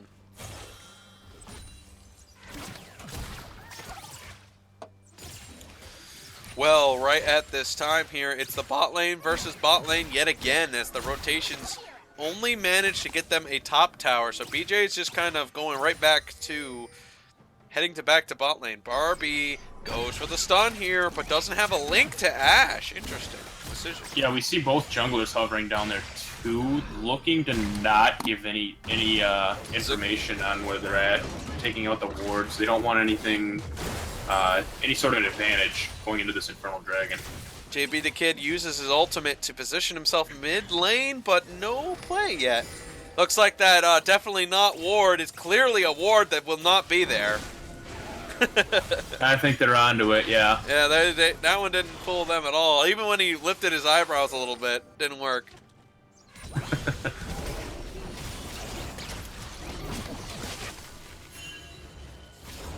Good CC from Sejuani, but that's a pretty... It's an Ocean Drake. Both teams don't exactly greatly... the next... Right. The Ocean Drake right now, there's no team that directly benefits from it, but it's good to make sure neither side has it. I have a glitch here. My upper left says Infernal, which is why... Wow, good eat over the wall. Yeah, that is kind of bizarre. Yeah, oh yeah, because that's what the Drakes look like. It's weird. It looks like Simeon's gonna get caught from the CC as he gets caught out of position from that engage. Epic Dragon, he's getting his stack passive, does get the bite that takes out his team.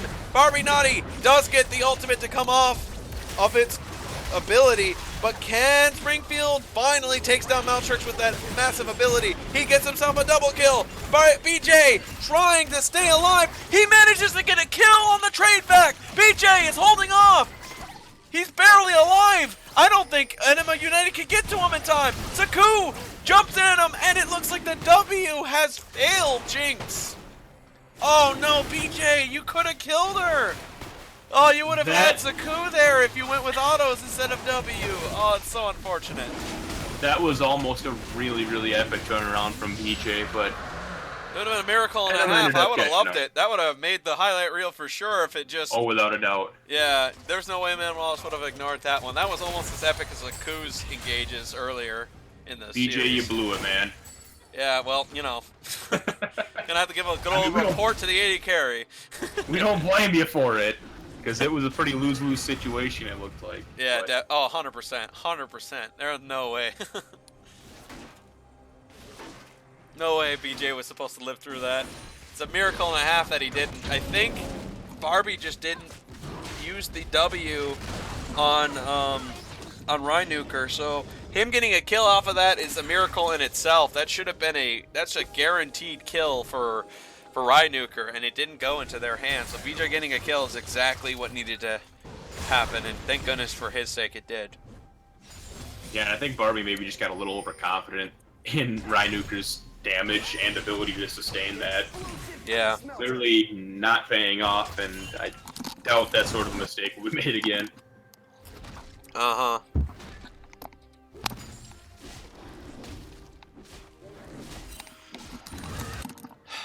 Okay.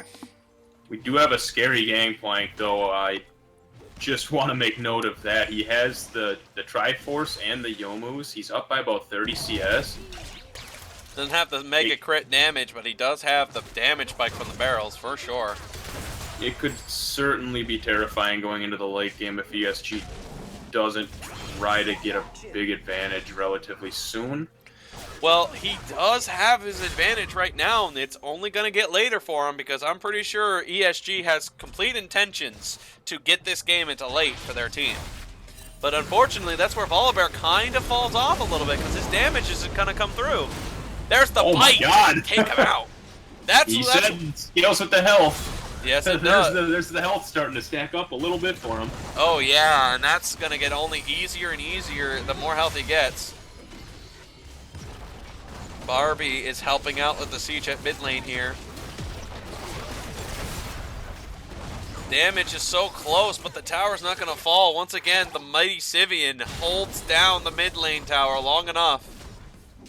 Yeah, and ESG might get the top tower out of it. Yes, they will, and that's exactly what needed to go in their favor. The cavalry of Ænima United are running their way there. Oh my goodness, that burst on Sivian! Ladies and gentlemen, Epic Dragon is going to be slowed here. The ults are coming around here. What the heck just happened?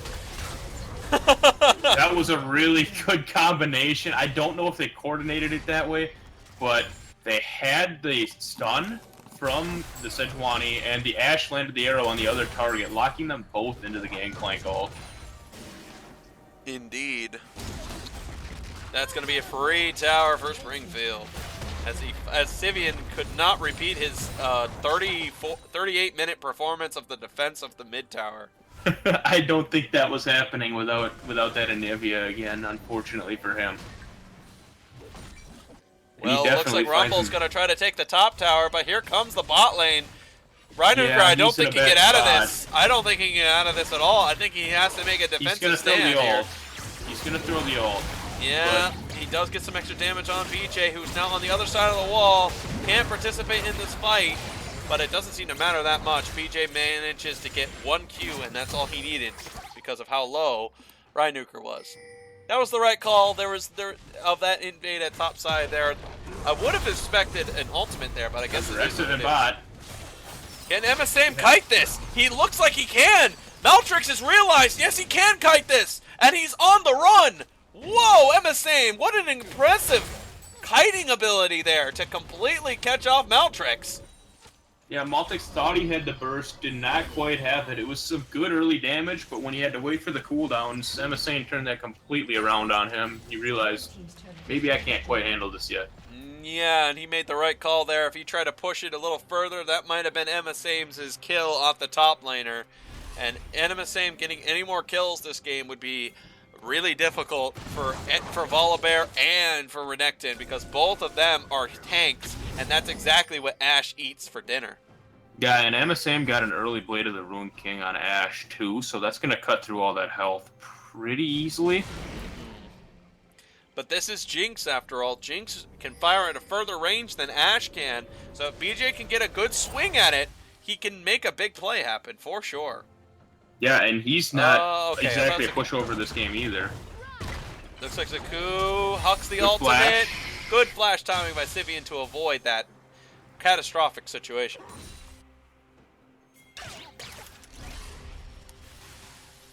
Alright, so we find ourselves with Sejuani ult down.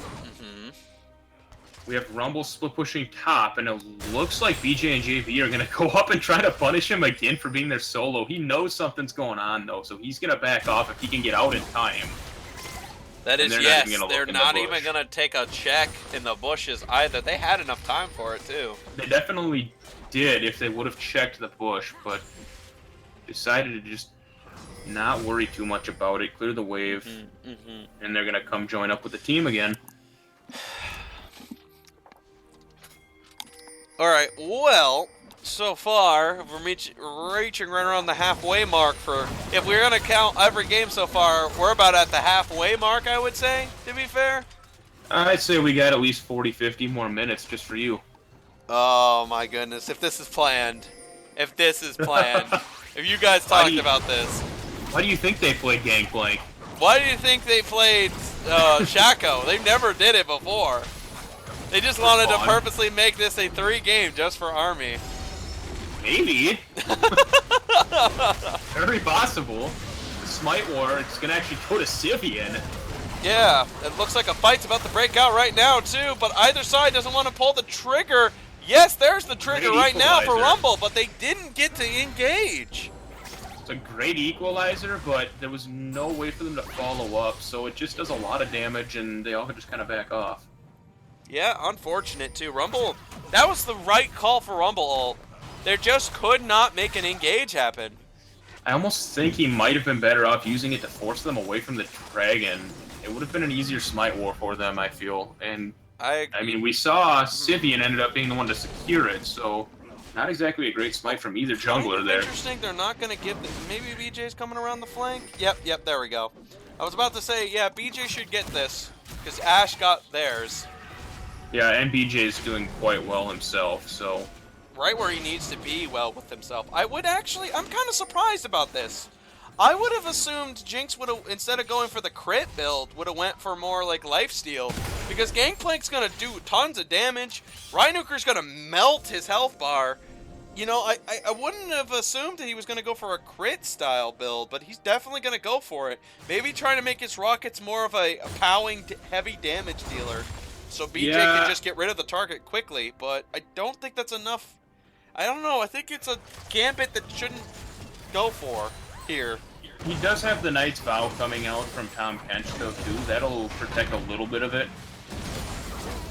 Right. But not by any means all of it. It's a scary Gangplank as it is. As I mentioned, he's about halfway to his Infinity Edge now. So maybe the crit build is to try to get rid of Gangplank and Ashe quickly before Ashe gets that opportunity. I mean, it makes sense if you think about it that way, because Jinx actually has a ton of damage from the crit. So maybe that's exactly what they want to do, to just get rid of them before they get to do anything. Yeah, and it looks like he's going to try and stay back and just fire rockets in team fights according to that build anyways. Yeah. So, let's look at this top lane situation. Both the top laners are negative in the kill-death ratio. Have you been in this situation before? I always go positive. Oh. That's actually false. I actually go negative most games. The only reason I come out ahead in games is because I farm well. Yeah, true. Now, what do you think of these two top laners farming? It's pretty hit or miss. Yeah. 160. Pretty hit or miss. At this point, it's not bad, and it's not good. I would put it somewhere in the middle. I'd say about average. But well, it certainly could and should be higher. Right now, Ænima United, they want to stay united. They want to fight ESG at their level as a 5-team. They don't have any split pushing, any of that. They want to overpower them. They want to run up there and fight them straight on. And I can agree with this. But the issue is they have no way to get the wave to there.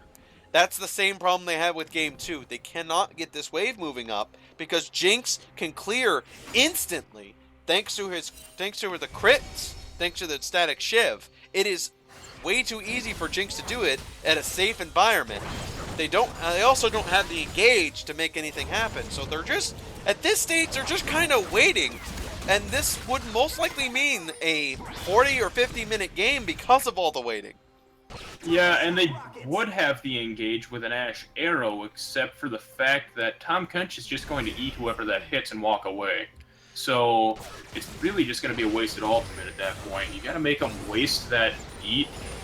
Well, looks like a 2-2-1 strategy has been established. Bot lane rotates to top side to get that pushing out. Renekton goes at bot side here, and that's exactly what Ænima United really wanted to have happen so they can get some siege going. Got an Abyssal Voyage from Tom Kench coming in behind them. TP's coming out. Tom Kench has got it back into position here, and it looks like Guardian Gaming... oh, fuck.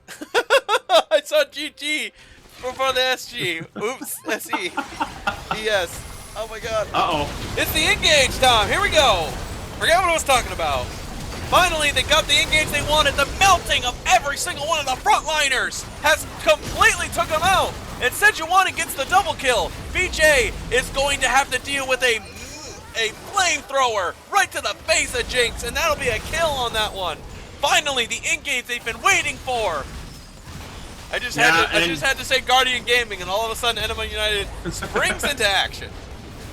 Yeah, BJ turned around and tried to do what he could. It was a little bit too Wait a minute. late. Wait a minute. Ænima United's going for the win. They're going for the win. They're going to try to win the game. The only one that can stop him right now is JP. They're going to try to win it all. JP can might get this. Oh my goodness, 30 seconds left on the clock. They're going to go in for the home run. They don't have Ashe. Ashe is going to kite Tom. They don't have enough time here. The Nexus is falling so fast. Ænima United are about to win the game. Reinuker is autoing.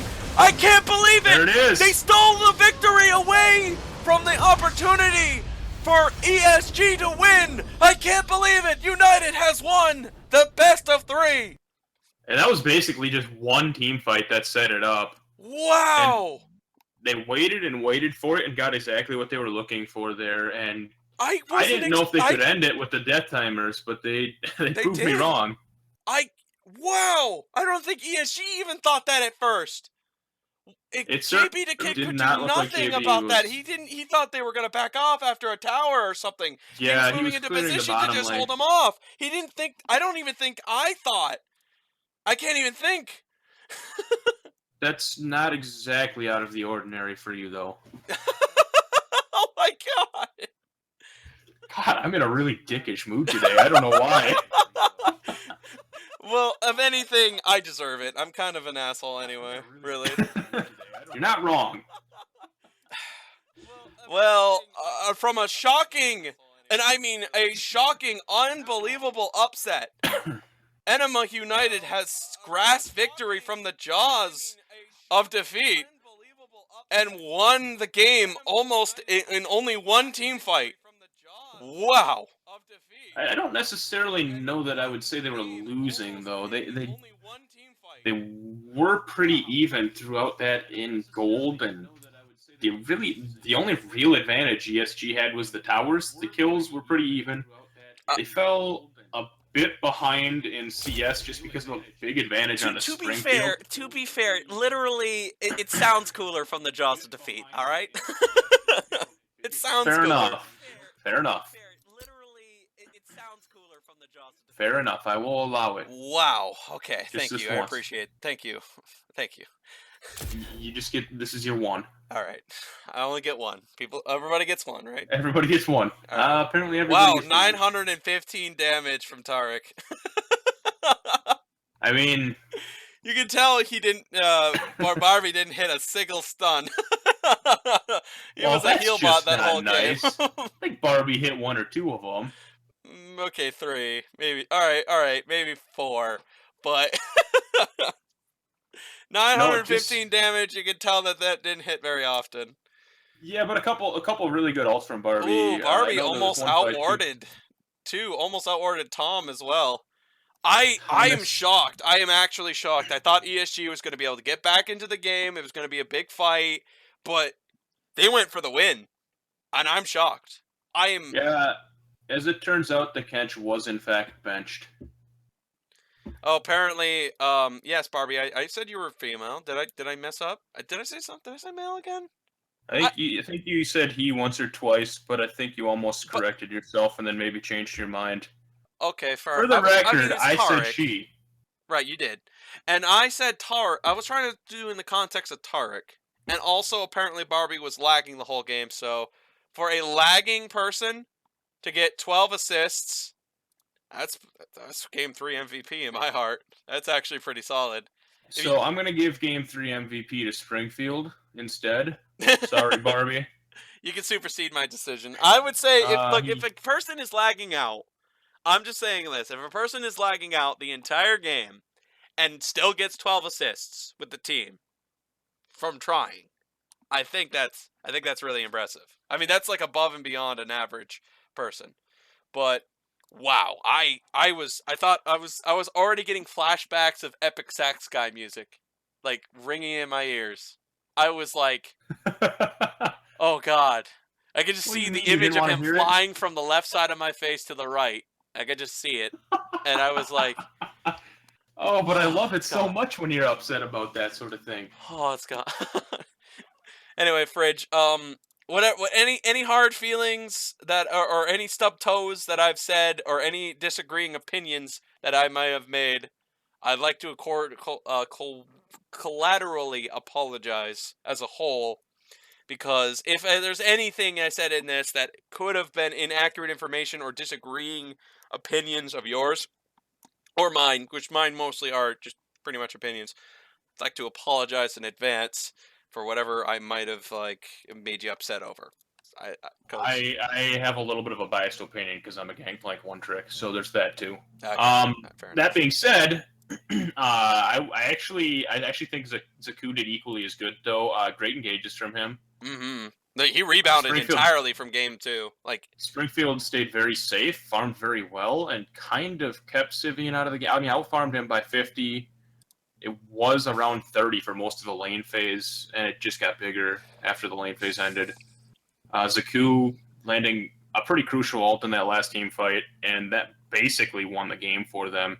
So, I mean, a hard win in the lane or the guy that initiated the fight that won you the game. He made good plays in a lot of those fights, landed a few good ultimates as well. So, I agree, really. I agree with what you said. So we have our Game 3 MVP being Springfield for that one. Quite a bit of a turnaround for things, but we got to talk about the series now as a whole. And which means both teams, considering they both won a game, both teams are now eligible to be an MVP on either side. So we got to take everybody into account, sadly. So that being said, let's take a look at towers real quick. Everybody grabbed a tower on that team. Nice. Oh, nice. Okay.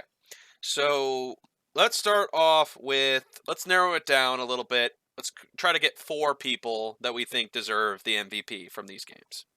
So I'm going to start. I'm going to say BJ, I think consistently throughout each game, played really, really well as an AD carry. I think he did a really solid job on all of those games. He always had higher than the other AD carries farm. He also consistently was able to do a lot of damage in team fights, except for game 1 where it didn't really work out. But game 2 and 3, I think he just kind of did what he could, and he did it pretty nicely. In the end, CC and AoE splashes can lead to a victory being defeated.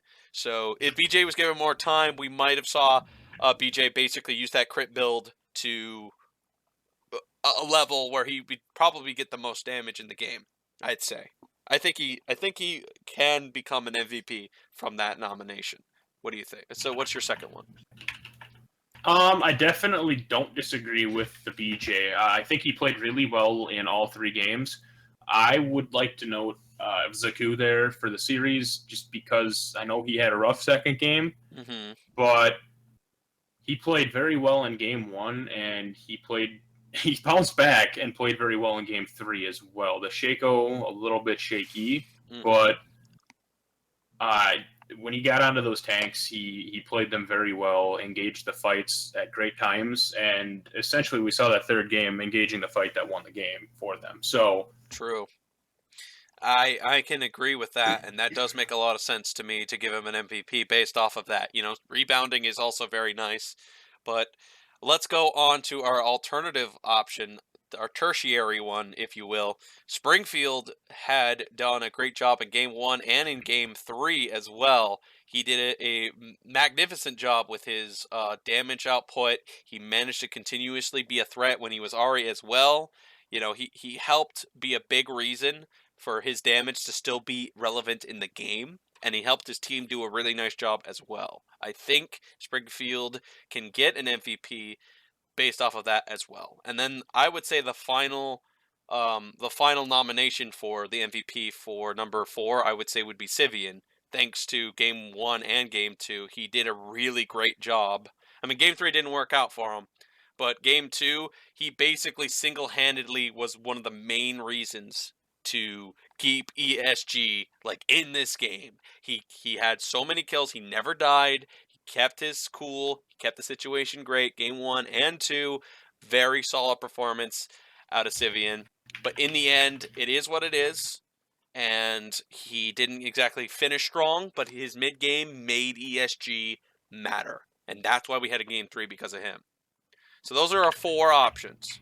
So we're going to narrow it down to 2. And obviously, sadly to say, we have to take in negatives and we have to take removing of certain situations because it's fair. So Sivian, I'm afraid, is going to also, despite that greatness, is going to have to take a step out as well. And I believe BJ, on top of that, due to his performances in other situations, did not manage to keep himself. He couldn't continuously keep himself relevant in all situations. eventually led to a defeat. He needed more time. He could have been the MVP if more time was given, I'd say. Yeah, I think he could have popped off in the later part of that game, but there wasn't much he could have done in that last fight. It just kind of got forced, and his team was dead in front of him before he knew it. True stuff. So I think he definitely performed very well in all 3 games. He definitely had leads, and then just one counter gank in game 1 put Draven on the board, and that was just a bad situation for them there.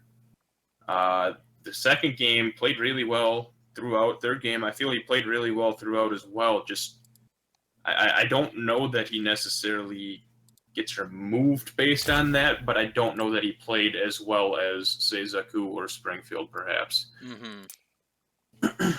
So this is kind of where that's where the decision kind of lies right now. Some audience members are saying Emma should have got it. Emma should have been in the MVP spot. I feel BJ kind of had a slight lead on Emma, except for game 1. Game 1, Emma just dominated, but it was only because of Saku's engaging and also because of Saku's great play that allowed Emma Same to basically get exactly what he wants in every situation. Especially with a lagging support that's actually incredibly valuable. So, that goes back to Saku and Springfield. I would say Emma Same is definitely worthy of an MVP nomination and definitely gets an honorable mention just like everyone else. But it's got to be coming down to Zaku and Springfield. And I feel Zaku is a closer. And I feel that matters more than consistency. Because in some regards, closing a game is literally very difficult. We've seen Bronze. We know Bronze players, they can't figure out how to end games. Zaku figured out how to end games. Whether it was against his team or for his team, he figured it out. And that is extremely valuable. And I think it supersedes consistency through Springfield. Do you have an opposing argument to this? I think I agree. Zaku came in really clutch when it mattered most. Obviously, we talked about the only bandage toss he missed in game 1 was onto the Baron. Awkward. He claimed it moved, but I say the same thing when an Italy spear hits me. So we're gonna count that out. Those things curve, I swear to God. They curve, I swear to God. All right. Anyways, not counting that, the Shaco game we mentioned, a little rough. Maybe not his ideal choice, but indeed, it didn't work out. He did manage to get himself some plays in the early stages. He put Zach behind, though. To be fair, even though how bad it ended, he did put the game behind. He gave some opportunities for his teammates to get ahead. He added pressure in the early stages, which prevented Zach from making some big plays. Like, what happened in the early stages should have happened in the mid-game, but it happened in the mid-game because of the fact Shaco put everybody behind a few paces. And that is really valuable. It just didn't pay off. Correct. So, Zaku, congratulations. You are the MVP for the first time, and you are going to be the MVP of the last of the best of 3. Congratulations. Join the general lobby when you are ready to chat. Zaku, I know what you said in the Twitch chat, but some people have got to have their word in, and I think you, of all people, do get that because you did earn it. 100%. All right, Zaku looks like he's ready to go. Let's move him right into the lobby. Let's do this.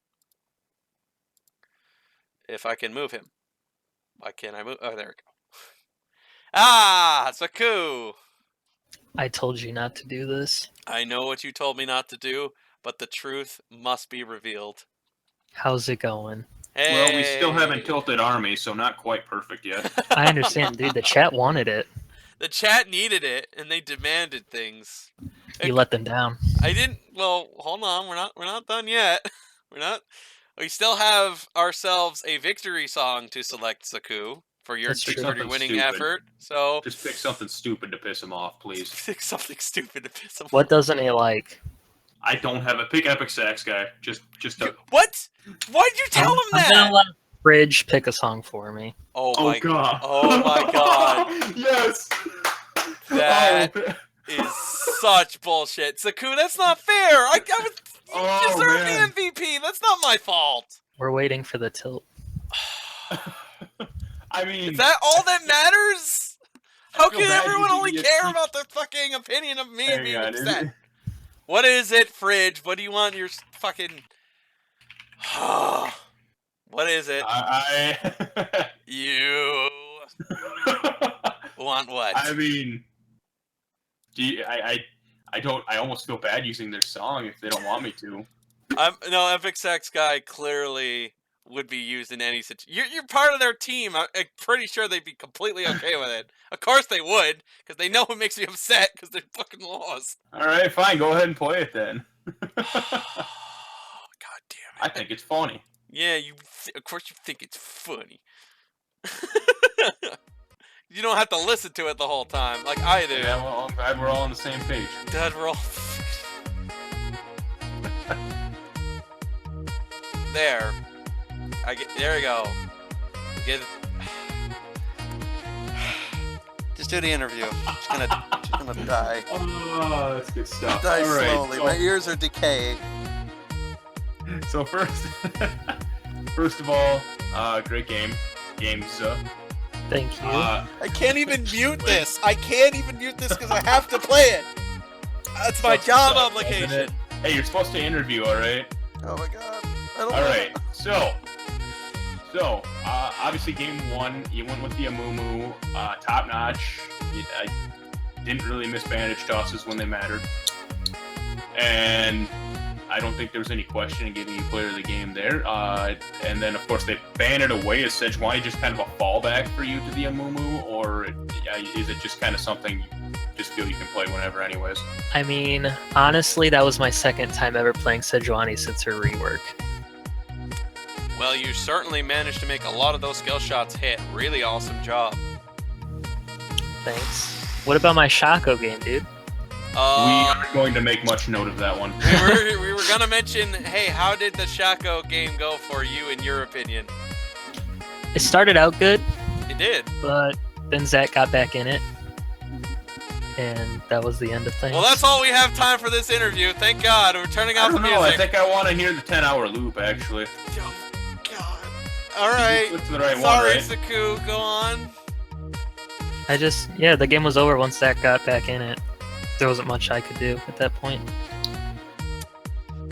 So, Yeah, you and think that- Emma Same deserved the MVP? Why do you say this? Who? Emma Same, your AD carry. Oh, I mean, ADCs, man. They're overlooked all the time. True stuff. I mean, his first game was really great. His first game was really good, and he basically did a really good job for game 1 and 2, farming really consistently.